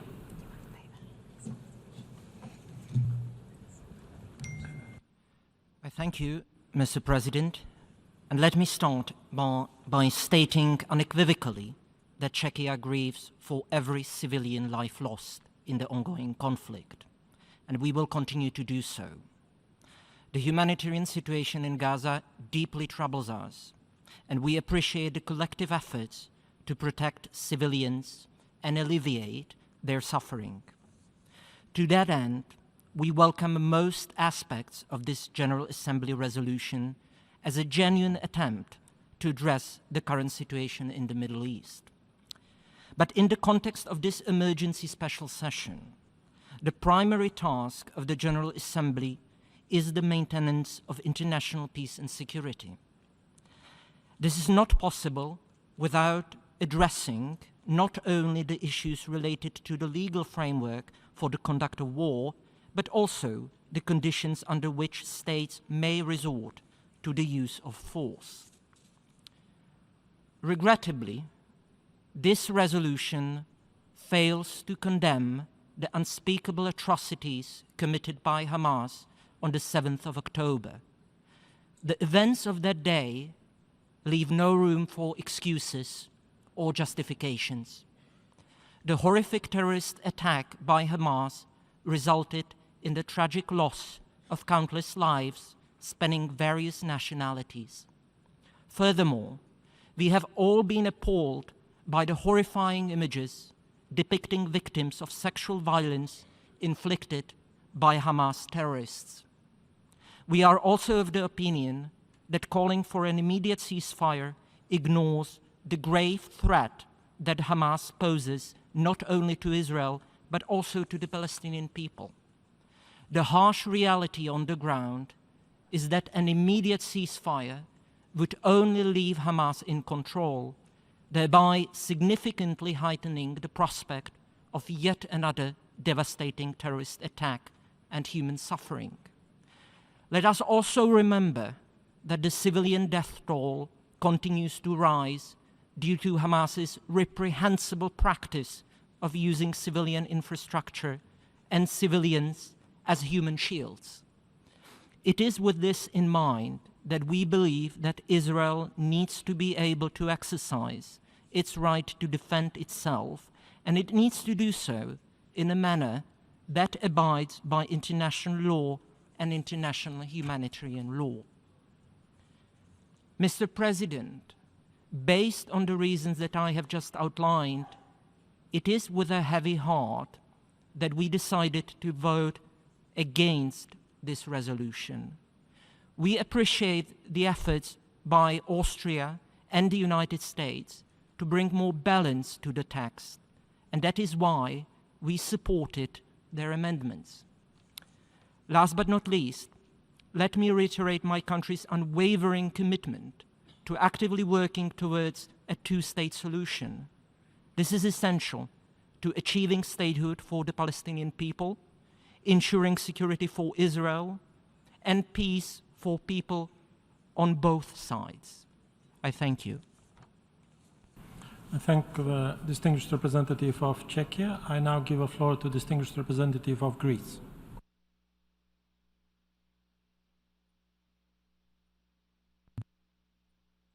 Mr. President, Greece expresses deep concern about the grave humanitarian situation in Gaza, where we are unfortunately witnessing a rapid deterioration of the conditions on the ground. High priority right now should be to address the humanitarian urgency so that sufficient aid can be delivered to the civilian population through safe passages and by means of humanitarian pauses. Humanitarian needs must be addressed so as to sustain Palestinians in Gaza, give them the prospect of reconstruction, and avoid forced displacement from Gaza. We remind Greece's principal position that Israel has the right to defend itself, while at the same time complying with international humanitarian law. We should not lose sight of the Hamas responsibility, its terrorist attack of October 7th, and its taking of Israeli hostages. We regret that the text does not condemn terrorism and does not mention that the hostages were taken and are held by Hamas. That is why we have co-sponsored the amendments proposed by Austria and US. We would have preferred a resolution that ideally reflected those elements. However, considering the present critical humanitarian circumstances, we have decided to vote and voted in favor of this resolution. I thank you. I thank the distinguished representative of Greece. I now give the floor to distinguished representative of Canada.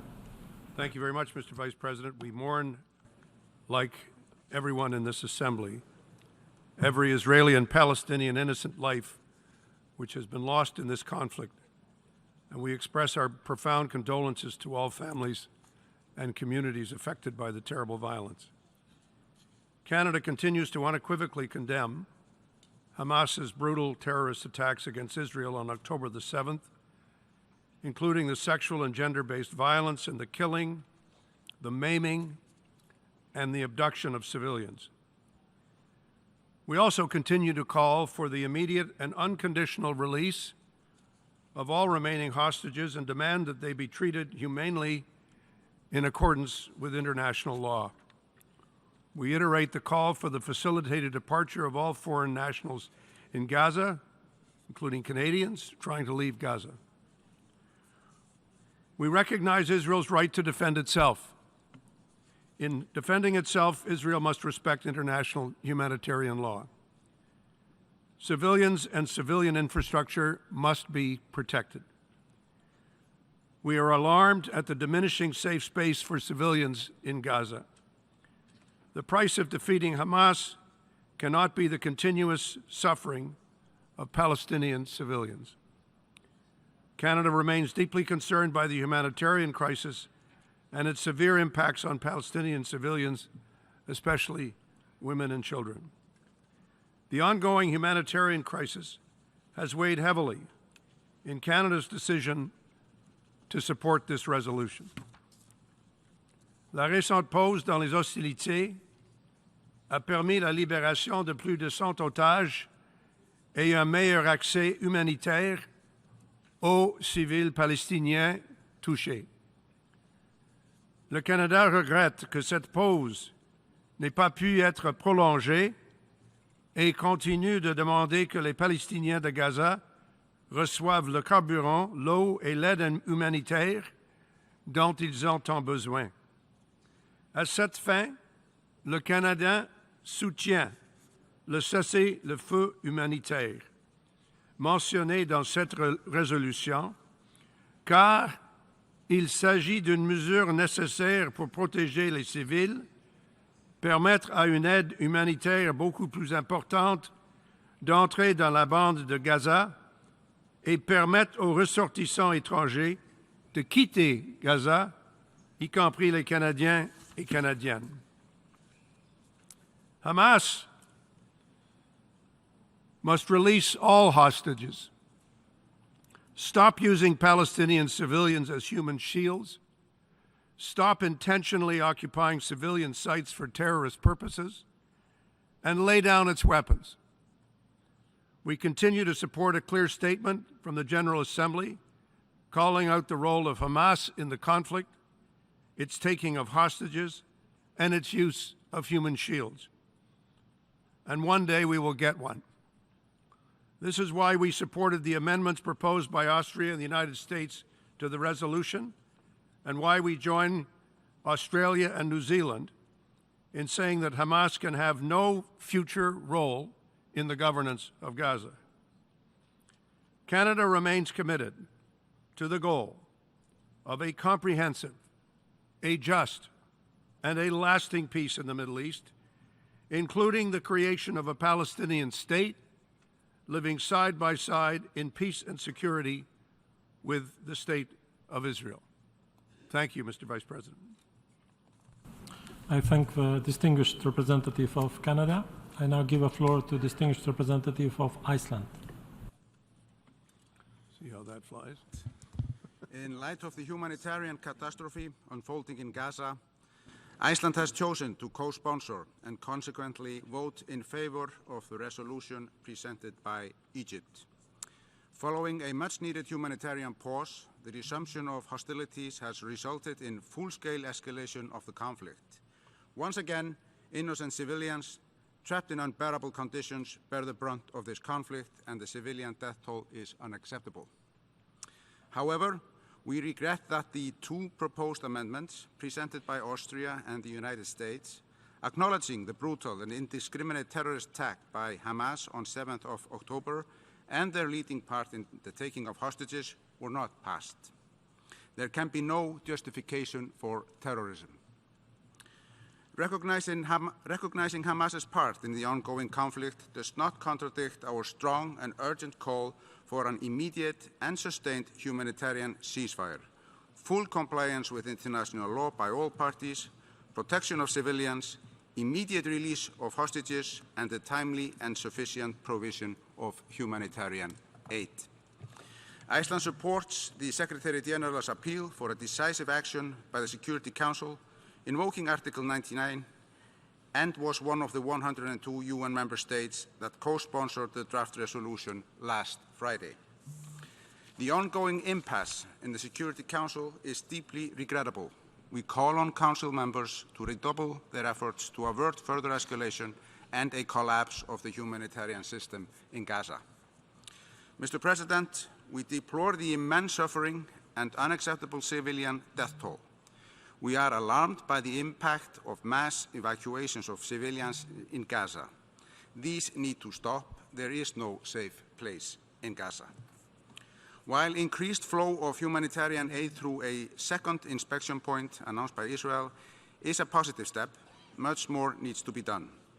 Life-saving aid to millions of civilians in need must be delivered now, and access to food and water, electricity and fuel ensured. The vast majority of the population is already displaced, sheltering in overcrowded facilities, including schools that no longer provide education, or simply sleeping on the streets. Healthcare services are in tatters, and of growing concern is the high risk of epidemic and waterborne diseases, which would further compound the crisis. Iceland has responded to UN emergency appeals with increased contributions to UNRWA, our long-standing humanitarian partner.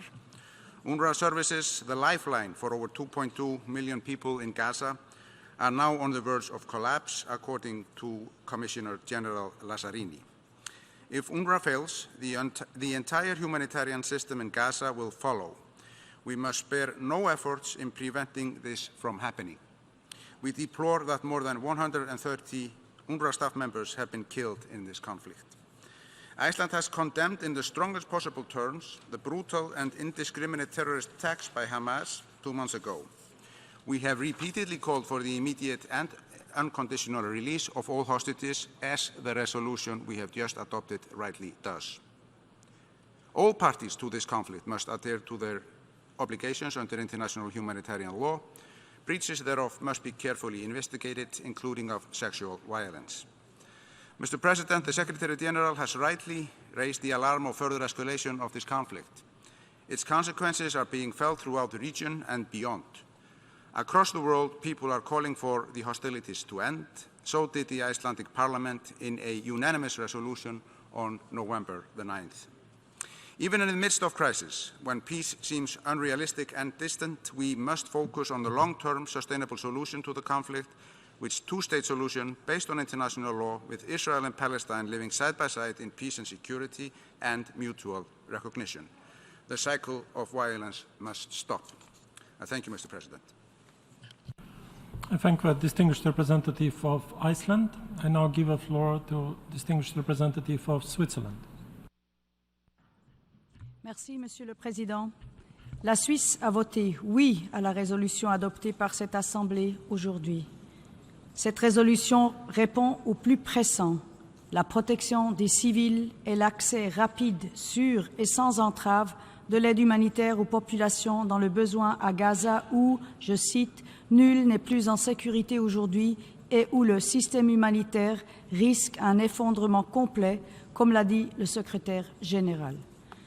La Suisse a soutenu cette résolution et demande sa mise en œuvre, sachant que le cessez-le-feu humanitaire est compris comme une pause humanitaire limitée dans le temps, sans porter préjudice au droit d'Israël d'assurer sa défense et sa sécurité. La Suisse continue d'appeler les parties à respecter, en toutes circonstances, leurs obligations en vertu du droit international humanitaire et des droits humains, notamment pour ce qui est de la protection des civils israéliens comme palestiniens, et ce, indépendamment de l'adoption de résolutions par les principaux organes des Nations Unies. L'accès humanitaire à travers tous les points de passage possibles, ainsi que le respect des principes de proportionnalité, de distinction et de précaution dans la conduite des hostilités font partie de ces obligations. Le respect est aussi une nécessité afin de prévenir une escalade régionale du conflit, notamment en Cisjordanie et au Liban. La Suisse a également voté oui aux amendements proposés par l'Autriche et les États-Unis et regrette qu'il n'ait pas été adopté. L'amendement autrichien aurait contribué à préciser que l'accès humanitaire doit être immédiat, ce qui correspond aux demandes répétées du secrétaire général et d'autres hauts représentants d'organisations humanitaires impartiales au vu de l'urgence humanitaire qui règne à Gaza. L'adoption de cet amendement aurait aussi permis de désigner clairement les parties responsables des prises d'otages, y compris le Hamas et d'autres groupes. Enfin, nous avons soutenu dès le 7 octobre une condamnation explicite des actes de terreur perpétrés par le Hamas et aurions préféré qu'elle soit incluse dans la résolution, comme le proposait l'amendement américain. Monsieur le Président, dans l'immédiat, la mise en place de cessez-le-feu à des fins humanitaires et la fourniture d'aide doivent urgemment sauver des vies et permettre aux acteurs et actrices humanitaires d'accomplir leur travail en toute sécurité. Mais ces mesures ne sauraient être des fins en soi. La Suisse continuera de s'engager en vue d'une solution politique au conflit, conformément au droit international. Je vous remercie.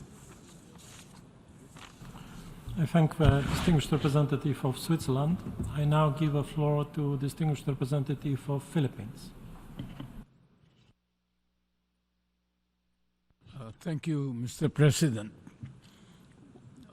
Mr. President, while we condemn the October 7 terrorist attacks perpetrated by Hamas, the Philippines emphasizes adherence to international humanitarian law, especially the principles of proportionality and distinction in response to security threats. It is imperative that any military action consider the impact on civilians and strives to minimize, if not eliminate, collateral damage. We are deeply concerned about the humanitarian situation in Gaza.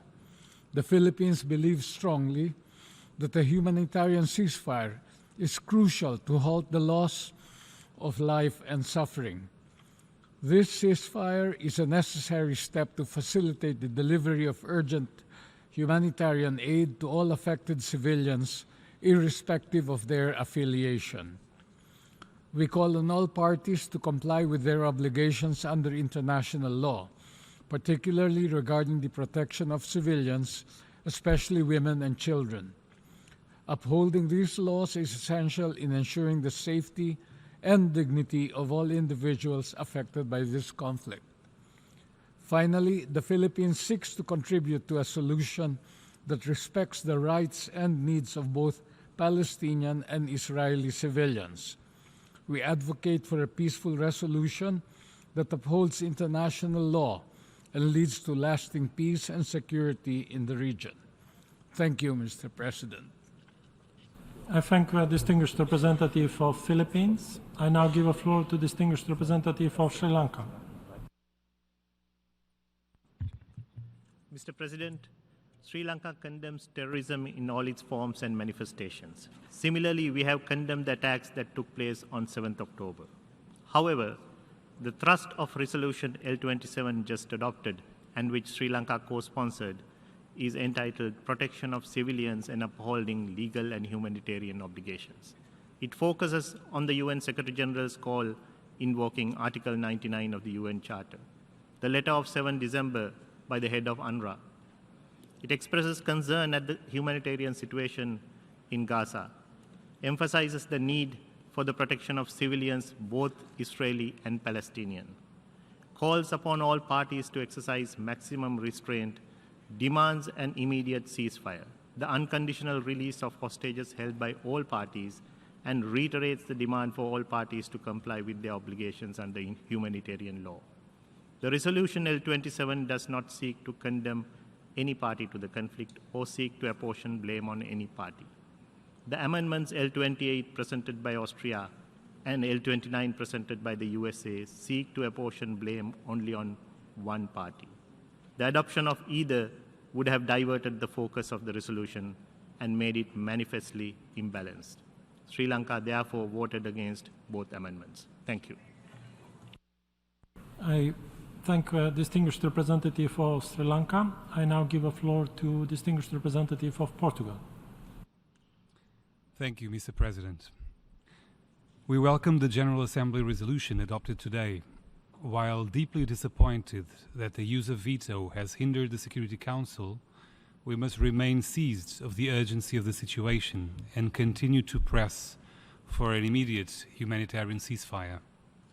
Today, the General Assembly took a clear stance in demanding full respect for international humanitarian law and the protection of civilian populations, in demanding the unconditional and immediate release of hostages and the ensuring of unhindered and sustained humanitarian aid.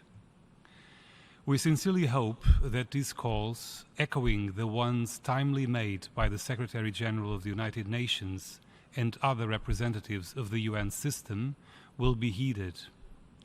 The situation on the ground in the Gaza Strip is unbearable, with a mounting number of casualties, many, far too many of them, women and children, and huge numbers of displaced people. The fighting must be halted. It also remains crucial to avoid the spread of the conflict to the West Bank and beyond by accident or calculated action. We encourage the continuation of regional and international efforts, both in multilateral and bilateral spheres, to prevent a spillover.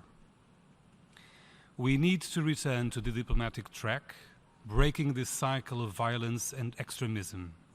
It is our collective responsibility to address the structural drivers of this conflict. This will require a renewed involvement of all relevant actors and a determined effort to implement the United Nations Security Council resolutions on the matter and set a clear and solid path to a Palestinian state, fulfilling the two-state solution. Mr. President, once again, Portugal reiterates its unequivocal condemnation of the heinous terrorist attacks by Hamas on October the 7th. Terrorism in all its forms should be condemned. For this reason, we supported the amendments presented today as they aimed at that purpose without compromising the message that was strongly supported regarding the situation in Gaza.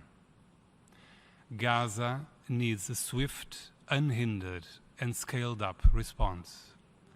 Gaza needs all parts to comply by their obligations under international law, including international humanitarian law and human rights. Gaza needs a humanitarian ceasefire, as this resolution makes clear. Thank you. I thank the distinguished representative of Portugal. I now give the floor to distinguished representative of Hungary. Thank you, Mr. President. We are here today to discuss the dire humanitarian situation in Gaza, ignited by the horrendous and brutal acts of terrorism committed by Hamas on 7 October. Hungary condemns these brutal and barbaric attacks in the strongest possible terms, and we would have hoped for the General Assembly to do accordingly after 2 months of silence on this issue. We find it unacceptable that today's resolution once again failed to condemn the barbaric attacks that have led to today's events, including continuous indiscriminate rocket attacks against Israeli civilians. We also condemn the use of Palestinian civilians, civilian infrastructure, and hospitals as human shields by Hamas. These acts are flagrant violations of international humanitarian law. In face of such violent terrorist attacks, Hungary strongly emphasizes Israel's inherent right to defend itself in accordance with international law and international humanitarian law. All parties must uphold and respect their obligations under international humanitarian law. All civilian life matters equally. In this vein, we recall the resolution adopted by the Security Council calling for urgent and extended humanitarian pauses and corridors throughout the Gaza Strip, and recalling all parties' obligation to act in compliance with international humanitarian law, notably with regard to the protection of civilians, especially children. We welcome that finally 2 months after 7 October attacks, the General Assembly is now calling for the release of the hostages held by Hamas. We once again call on Hamas and other terrorist groups within Gaza to release all remaining hostages immediately and without precondition, cease hostilities, and spare all civilians from further suffering. We recall that there are Hungarian citizens who are also being held hostage by the terrorists. It is crucial that the ICRC is granted access to the hostages, and thereby humanitarian assistance and medical support reaches those held in captivity as well. Taking hostages is a grave violation of international humanitarian law. Mr. President, immediate, safe, sustainable, and unhindered delivery of humanitarian aid is required through all necessary measures, including humanitarian corridors and pauses for humanitarian needs. Food, water, medical care, fuel, and shelter should be able to reach the most vulnerable, whilst ensuring that such aid is not abused by terrorist organizations. The hostilities are severely impacting hospitals and taking a horrific toll on medical and humanitarian staff, including United Nations personnel. Their safety and security must also be ensured. We must utilize our collective efforts, capabilities, and engagement in order to avoid a spillover to the region, as it would have even more devastating humanitarian consequences. Mr. President, there are the reasons why we supported the amendments submitted by Austria and the United States, and these are the exact same reasons why we couldn't support the resolution. I thank you. I thank the distinguished representative of Hungary. I now give the floor to the distinguished representative of Republic of Moldova. Thank you, Mr. President. Mr. President, the Republic of Moldova voted in favor of the draft resolution L27 entitled Protection of Civilians and Upholding Legal and Humanitarian Obligations.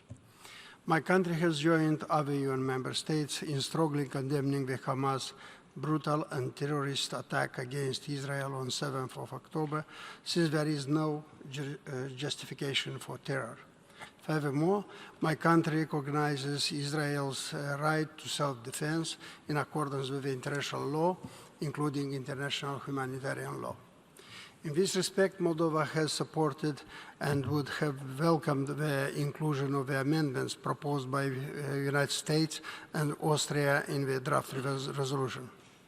Nevertheless, the urgency of the situation on the ground brought us to support this resolution.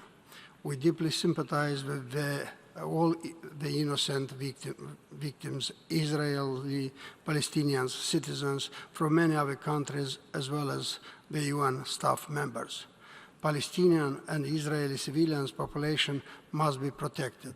All hostages held by Hamas and other groups must be released immediately and unconditionally. Full and unimpeded access to humanitarian assistance must be provided throughout Gaza. Likewise, safe passage must be assured to all those who wish to leave Gaza. Thank you, Mr. President. I thank the distinguished representative of Republic of Moldova. I now give the floor to distinguished representative of Liechtenstein. Mr. President, my delegation has voted in favor of the resolution adopted by this Assembly. We have done so in light of the catastrophic humanitarian situation on the ground described by the relevant UN agencies, the International Committee of the Red Cross, and others. We had already supported a similar call by this Assembly in late October and note the positive, albeit short, reprieve for the affected civilian populations during the period when fighting finally ceased, both with respect to the release of hostages and the delivery of urgently needed humanitarian assistance. The situation today is even more distressing, and we are therefore supportive of a humanitarian ceasefire, as called for by the Secretary General, which was unfortunately blocked by the use of the veto last Friday in the Security Council. We are also fully supportive of the calls for the full respect for international humanitarian law by conflict parties, the call for the immediate and unconditional release of all hostages, as well as provisions concerning humanitarian assistance. While the resolution addresses immediate priorities to protect civilians, it does not comprehensively reflect our position. We have therefore supported the amendment put forward by the United States as we agreed that the condemnation of the terrorist attacks by Hamas by a political body of the United Nations would have been important and necessary.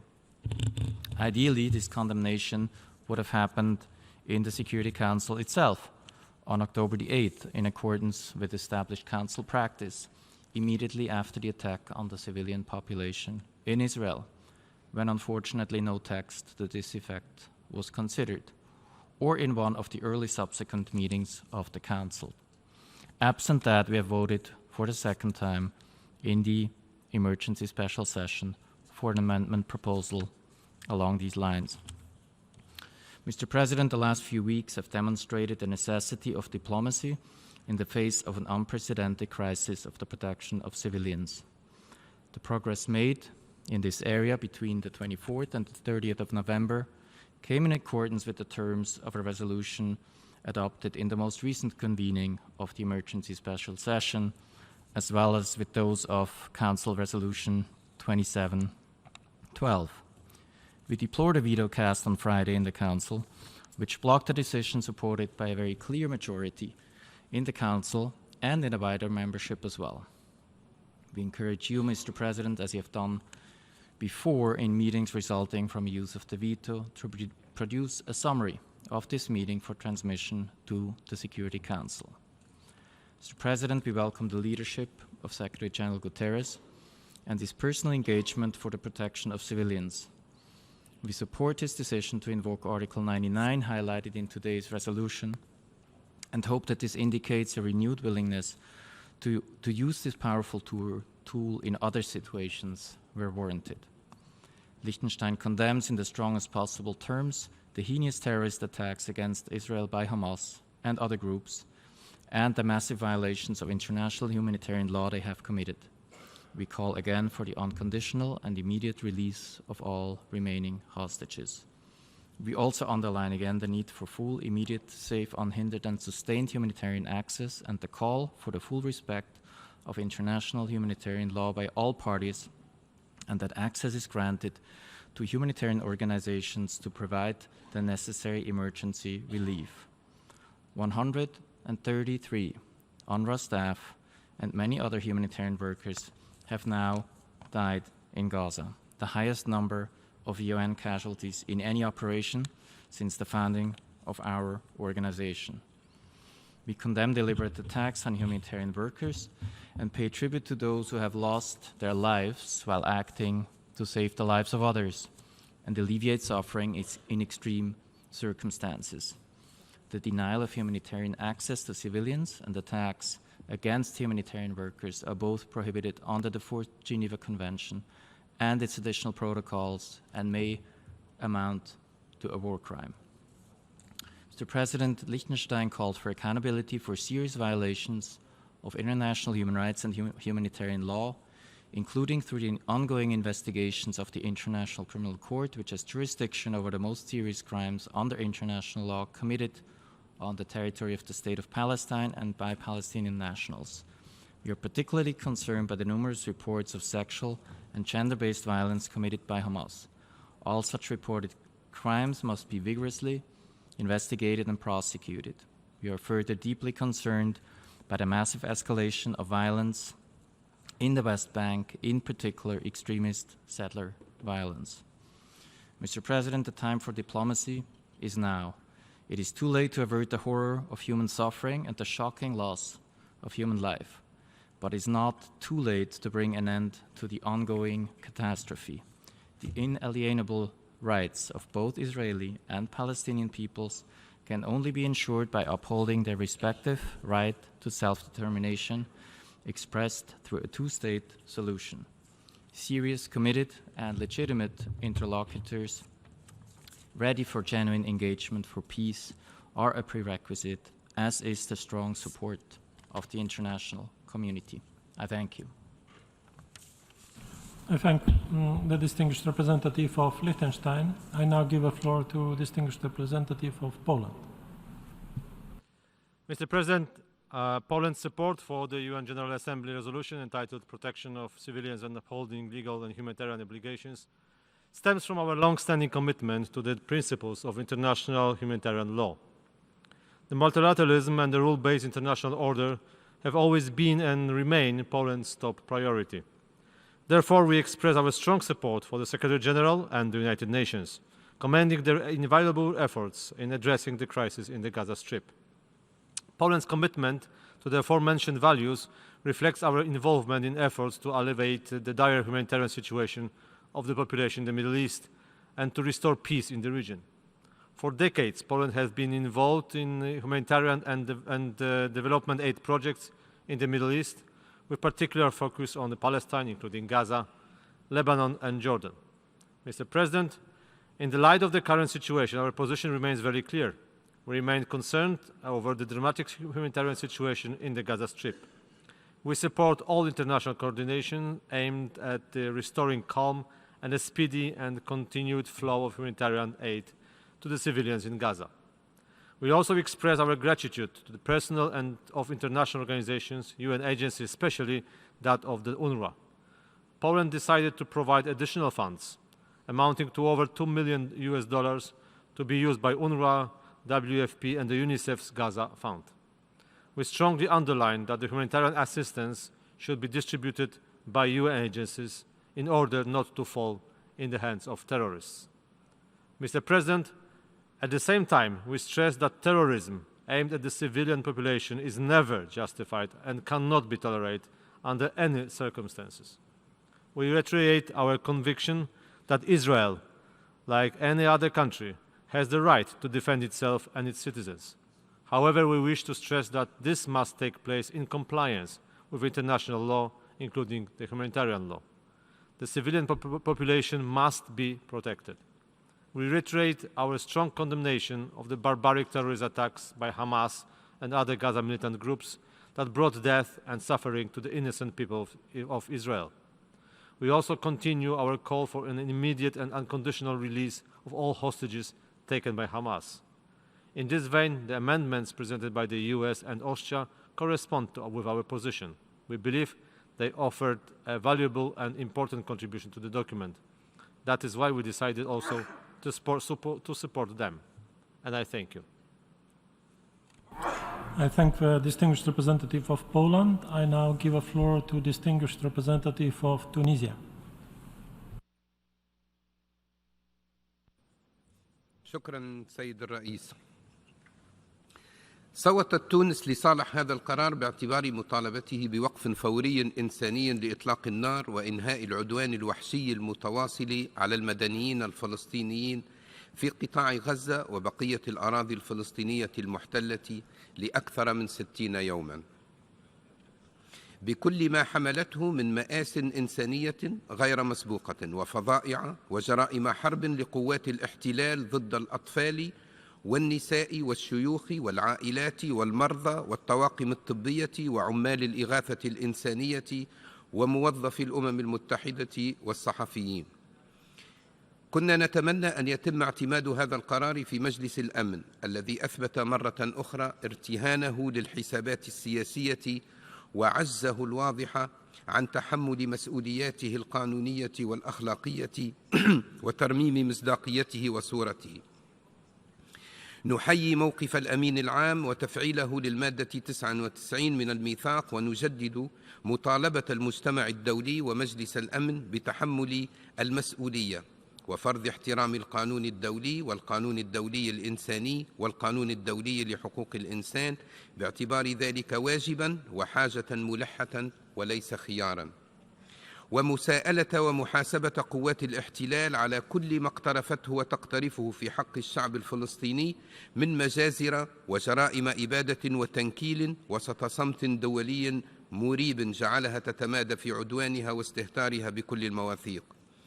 لا يمكن المساواة بين الضحية والجلاد وبين المحتل والمحاصرين والمهجرين والذين تمارس ضدهم كل أشكال العقاب الجماعي والانتهاكات، فالمدنيون المحتاجون للحماية هم الفلسطينيون الذين تلاحقهم آلة القتل الإسرائيلية في كل مكان، وهم الذين شاهد العالم تنكيل قوات الاحتلال بهم أثناء تهجيرهم بتجريدهم من ملابسهم وتعريضهم لأقصى أشكال الإهانة، وهم الذين يقبع الآلاف منهم منذ عقود أسرى في سجون الاحتلال الذي يواصل إيقافاته التعسفية لآلاف آخرين. من المفارقات أن احتفال المجتمع الدولي بالذكرى 75 للإعلان العالمي لحقوق الإنسان يتزامن مع تواصل هذه المأساة واستمرار التآكل التدريجي للمبادئ التي تحمي كرامة الإنسان وتحترم أبسط حقوقه، وفي مقدمتها الحق في الحياة، الذي يتم الدوس عليه والإمعان في انتهاكه من قبل قوات الاحتلال وتجاهله من قبل من هم مسؤولون عن صونه في مؤسسات العمل متعدد الأطراف. إن الحياة لحظة وموقف، ونحن إزاء هذه اللحظة وأمام ضمائرنا وواجباتنا، حيث لن يغفر التاريخ تهاون المجتمع الدولي في وقف العدوان ووضع حد لمعاناة الشعب الفلسطيني والسكوت عن قتل أكثر من 18,000 مدني وموت طفل كل 5 دقائق وقصف وتدمير أكثر من 300,000 بيت وتهجير أكثر من 1.5 مليون فلسطيني واستهداف المستشفيات والمدارس ودور العبادة وإفراغ مبادئ القانون الدولي ومنظومة حقوق الإنسان من معانيها. من المهم اعتماد مثل هذا القرار، ولكن من الأهم السهر على تنفيذه وتنفيذ بقية القرارات السابقة، ولذلك نجدد مطالبتنا بتحرك دولي فاعل ومسؤول بعيدا عن سياسات الكيل بمكيالين والمعايير المزدوجة لتوفير الحماية للشعب الفلسطيني ووضع حد لجرائم الاحتلال. ستواصل تونس وقوفها إلى جانب الشعب الفلسطيني ودعمها الثابت والمبدئي لحقه في تقرير المصير والحرية والاستقلال وإقامة دولته المستقلة ذات السيادة على أرض فلسطين وعاصمتها القدس الشريف. شكرا سيد الرئيس.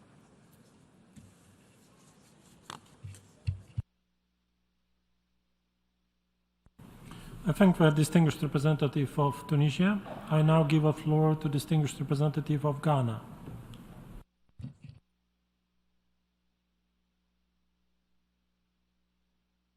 President, Ghana has consistently maintained that the international community has a responsibility to help end the humanitarian catastrophe unfolding in the Gaza Strip. A few days ago, we supported a similar draft resolution in the Security Council towards achieving this objective, and we did same today because we believe it is the right thing to do at this time. We reiterate our condemnation of the unwarranted attacks by Hamas that began on 7th October, and our demand for all hostages to be released unconditionally. We reaffirm our commitment to the two-state solution and express the hope that the current international mediation efforts would help to end the cycle of violence on a permanent basis. I thank you. I thank the distinguished representative of Ghana. I now give the floor to distinguished representative of Italy.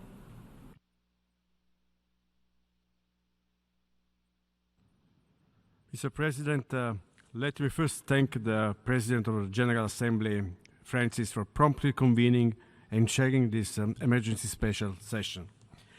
Let me begin by joining the other delegations in acknowledging the tireless efforts of the United Nations and all humanitarian partners on the ground who are delivering assistance under extreme conditions.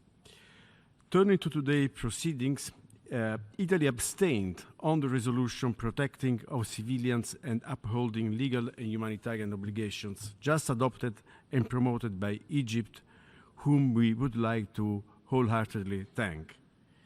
Italy is deeply concerned for the humanitarian emergency in Gaza and is working bilaterally and with our international and regional friends and partners to alleviate the suffering of civilians, because in this conflict the most vulnerable ones, children, women and elderly, are those who are paying the highest toll. Italy is helping to treat injured Palestinians and also children in partnership with the UAE. We provided extra assistance to Palestinians through the United Nations agencies. We are in close contact with our close Arab friends and partners in the region to explore ways to achieve a sustainable peace and stability in the region. In this vein, we would support initiatives aimed at de-escalation, including humanitarian pauses, to facilitate the delivery of humanitarian assistance, the protection of civilians, and the liberation of all hostages. We decided, however, to abstain because there are many elements that are still missing from the resolution, and namely the unequivocal condemnation of the brutal, indiscriminate terrorist attacks by Hamas against innocent civilians on October 7th. We have already reiterated our outright condemnation several times. We would have hoped to see it incorporated in the text just adopted, and we reaffirm again today, hoping that the time when this Assembly and the Security Council could finally deplore such atrocious crimes and recognize Hamas' sole responsibility for the brutal attack of October 7th is near. For those reasons, we voted in favor of the amendments proposed by the United States and Austria. There is no justification for terror, and there should be accountability for the 7th of October crimes. Let me recall on this the initiative that Italy, together with France and Germany, has recently launched in the EU, asking for additional individual sanctions against Hamas supporters.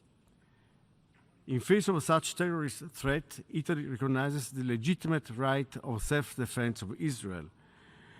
We stress at the same time that the exercise of such a right of self-defense needs to be in full compliance with international law and international humanitarian law. We have asked, and we will continue to ask, Israel to do its utmost to minimize civilian victims. Finally, we should not lose sight of the broader picture. We firmly believe that the only viable solution to peace in the Middle East remains the two-state solution. I thank you. I thank the distinguished representative of Italy. I now give the floor to distinguished representative of Syrian Arab Republic.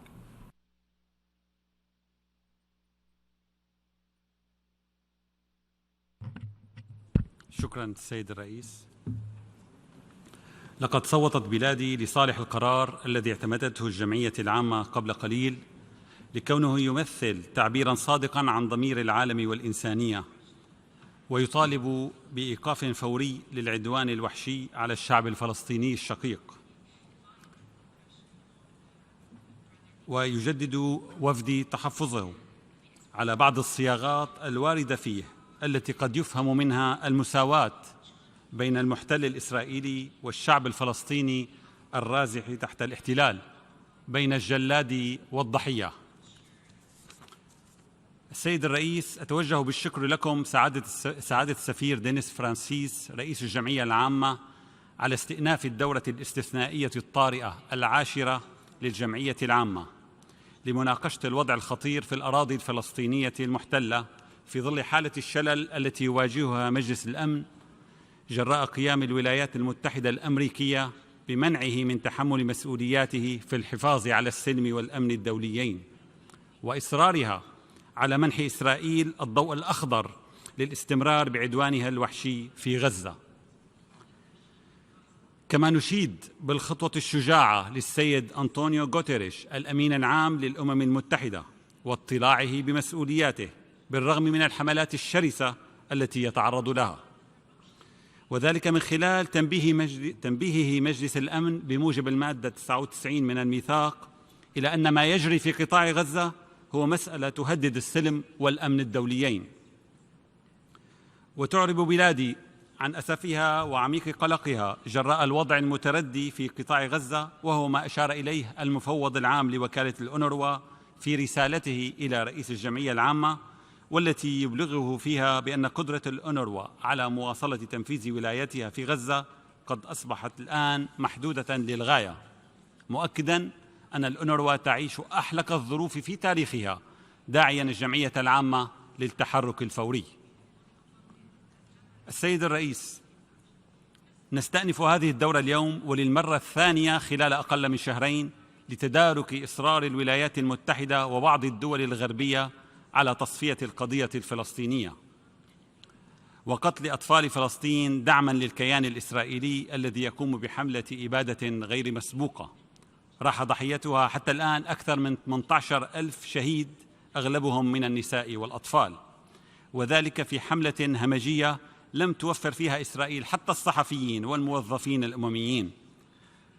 فضلاً عن إمعانها بتدمير البنية التحتية والاستمرار في حصارها اللا إنساني لقطاع غزة ومنع إيصال المساعدات الإنسانية واستخدام الأسلحة المحرمة دولياً بما في ذلك القنابل الفسفورية الحارقة والتهديد باستخدام القنبلة الذرية واتباع سياسة الدمار الشامل، مرتكبة بذلك مختلف صنوف جرائم الحرب وجرائم ضد الإنسانية والتطهير العرقي والإبادة الجماعية، ضاربة بعرض الحائط كافة القوانين الدولية والمبادئ الإنسانية. على الجميع أن يدرك أن ما يجري اليوم في الأراضي الفلسطينية المحتلة لم يبدأ في 7 تشرين الأول، وإنما بدأ قبل عقود طويلة جراء الإنكار الإسرائيلي المستمر لحق الشعب الفلسطيني في إقامة دولته المستقلة وعاصمتها القدس، وما رافق ذلك من استمرار للاحتلال وإمعان في الممارسات العدوانية منذ العام 1948. إن استخدام الولايات المتحدة الأمريكية للفيتو مجدداً في مجلس الأمن ووقوفها ضد إرادة الغالبية العظمى من أعضاء المجلس وإسقاطها لمشروع قرار لم يكن الهدف منه إلا وقف إطلاق نار إنساني يشكل إهانة مخزية للمعايير الإنسانية ويكشف أكذوبة الحرص على أرواح المدنيين، ويثبت بما لا يدع مجالا للشك أن واشنطن ودولا غربية أخرى تخوض الحرب في قطاع غزة إلى جانب الاحتلال الإسرائيلي بهدف وحيد هو إفناء الشعب الفلسطيني وإقامة ما يسمى بإسرائيل الكبرى على إشلاء أطفال فلسطين ونسائها بعد تدمير منازلهم وإرثهم الحضاري. فبدلا من السماح لمجلس الأمن بالاطلاع بمسؤولياته بعد أكثر من 2 شهرين على المجازر والإبادة الجماعية، جاء الفيتو الأمريكي ليحمي مجرمي الحرب وليعطيهم رخصة جديدة لمواصلة ارتكاب المجازر والتدمير والتهجير. إنه لمن المفارقة أن الدولة التي تتشدق بشعارات الديمقراطية وحماية حقوق الإنسان والتي يفترض أن تساهم في حفظ السلم والأمن الدوليين تمنع مجلس الأمن من الاطلاع بمسؤولياته في وقف العدوان الإسرائيلي، مما يفضح النهج المنحاز في سياساتها عندما يتعلق الأمر بحماية إسرائيل وضمان إفلاتها من المساءلة على انتهاكاتها للقانون الدولي وأحكام ميثاق الأمم المتحدة. لقد شهدنا جميعاً كيف أن فشل مجلس الأمن مرات عدة قد شجع إسرائيل بعد أن أنهت الهدنة على التمادي بإجرامها الممنهج دون أدنى رادع بذريعة حقها المزعوم في الدفاع عن النفس، في الوقت الذي تتباكى فيه بعض الدول الغربية على قيم الإنسانية في مناطق أخرى من العالم في صورة صارخة للنفاق الدولي والازدواجية التعاطي مع قيم الحق والعدل وفق مصالح الدول الغربية الكبرى. وأقول لهذه الدول وهي تعرف نفسها: لن نصدقكم مرة أخرى. السيد الرئيس، تشعل إسرائيل اليوم المنطقة وتدفعها نحو تفجير لا يمكن احتوائه من خلال جرائمها الوحشية المستمرة في فلسطين، والتي تتزامن مع ممارساتها العدوانية في الجولان العربي السوري المحتل واعتداءاتها المتكررة على أراضي الجمهورية العربية السورية من خلال استهدافها للمطارات المدنية والبنى التحتية، بالإضافة إلى اعتداءاتها على لبنان في انتهاك فاضح للقانون الدولي ولأحكام الميثاق. الأمر الذي يثبت مجدداً أن إسرائيل ليست إلا أداة لنشر الفوضى في المنطقة وإشاعة الإرهاب فيها، وهي السبب الرئيس لتهديد السلم والأمن الإقليمي والدولي، وكل ذلك بغطاء من الولايات المتحدة وحلفائها الذين لجأوا مؤخراً إلى حشد أساطيلهم على الشواطئ الشرقية للبحر المتوسط وتقديم الدعم المادي والعسكري منقطع النظير لأداتهم الكيان الإسرائيلي. ختاماً، السيد الرئيس، تؤكد الجمهورية العربية السورية مجدداً وقوفها إلى جانب الشعب الفلسطيني الشقيق في نضاله لتحرير أرضه المحتلة وإقامة دولته المستقلة ذات السيادة وعاصمتها القدس، وتشدد على ضرورة الوقف الفوري للعدوان الإسرائيلي وتقديم الدعم الإنساني العاجل للشعب الفلسطيني في قطاع غزة ومنع التهجير القسري وضمان مساءلة إسرائيل وداعميها عن تلك الجرائم وعدم إفلاتهم من العقاب. شكراً سيد الرئيس. I thank the distinguished representative of Syria and Arab Republic. I now give a floor to distinguished representative of Russian Federation. Господин председатель, коллеги, мир вот уже на протяжении более 2 месяцев является свидетелем того, как в зоне Палестино-израильского конфликта разгорается чудовищная драма. Буквально каждый час в Газе гибнут десятки ни в чем не повинных мирных жителей. Отмечаем усилия арабской группы во главе с Египтом по подготовке соответствующего проекта резолюции Генеральной Ассамблеи ООН с требованиями прекращения огня и немедленного освобождения заложников для предотвращения гуманитарной катастрофы в Газе. Со своей стороны выступили конспонсорами инициативы арабских стран и надеемся, что вслед за Генассамблеей и Совет Безопасности сможет наконец-то выполнить свои обязательства. Тем более, что представители Объединенных Арабских Эмиратов подготовили и внесли на рассмотрение СБ еще один проект по наращиванию и мониторингу доставки гуманитарной помощи в Газу. Уважаемые коллеги, фактически на наших с вами глазах реализуется план бомбить сектор Газа в каменный век. Масштаб этой катастрофы вынудил генерального секретаря ООН впервые за долгие годы прибегнуть к своим полномочиям по статье 99 Устава ООН и призвать Совет Безопасности ООН принять решение о прекращении кровопролития. С горечью вынужден констатировать, что за все это время коллективные усилия в рамках ООН не привели к нужному результату. Но причина не в том, что многосторонняя дипломатия пробуксовывает. И дело не в неспособности Совета Безопасности выполнить свое предназначение, как об этом говорят некоторые, в том числе сегодня. Давайте называть вещи своими именами. Причина в том, что на пути всех миротворческих усилий глухим заслоном стоят Соединенные Штаты. С самого начала США прямо отвергали многостороннюю дипломатию. От американских представителей мы слышали, что пока Вашингтон занимается двусторонней тихой дипломатией на земле, никому не надо в это вмешиваться, чтобы, мол, ему не мешать. Вот главная причина того, что Совет Безопасности ООН за все это время не смог принять никаких решительных мер. Целый ряд его членов предлагал проекты решений по урегулированию ситуации, добросовестно, почти круглосуточно вел по ним напряженные переговоры. ОАЭ, Россия и Китай на постоянной основе запрашивают заседание Совета для обсуждения ситуации в Газе, чего, кстати, ни разу не сделали наши западные коллеги. Россия еще 16 октября предложила самый первый проект о немедленном прекращении огня. Западные делегации его не поддержали. Из-за американского вето не прошел и бразильский проект, набравший достаточную поддержку членов СБ. С тех пор произошло много страшных событий, которые выявили безальтернативность того, о чем мы говорили с самого начала. Однозначного требования к сторонам прекратить боевые действия и насилие. Именно требования, а не просьбы, как и подобает Совету Безопасности. СБ ООН вплотную подошел к такому решению 8 декабря. Вокруг проекта с положением прекращения огня, сформулированного арабской группой и внесенного от имени ОАЭ, сплотилось более 100 соавторов.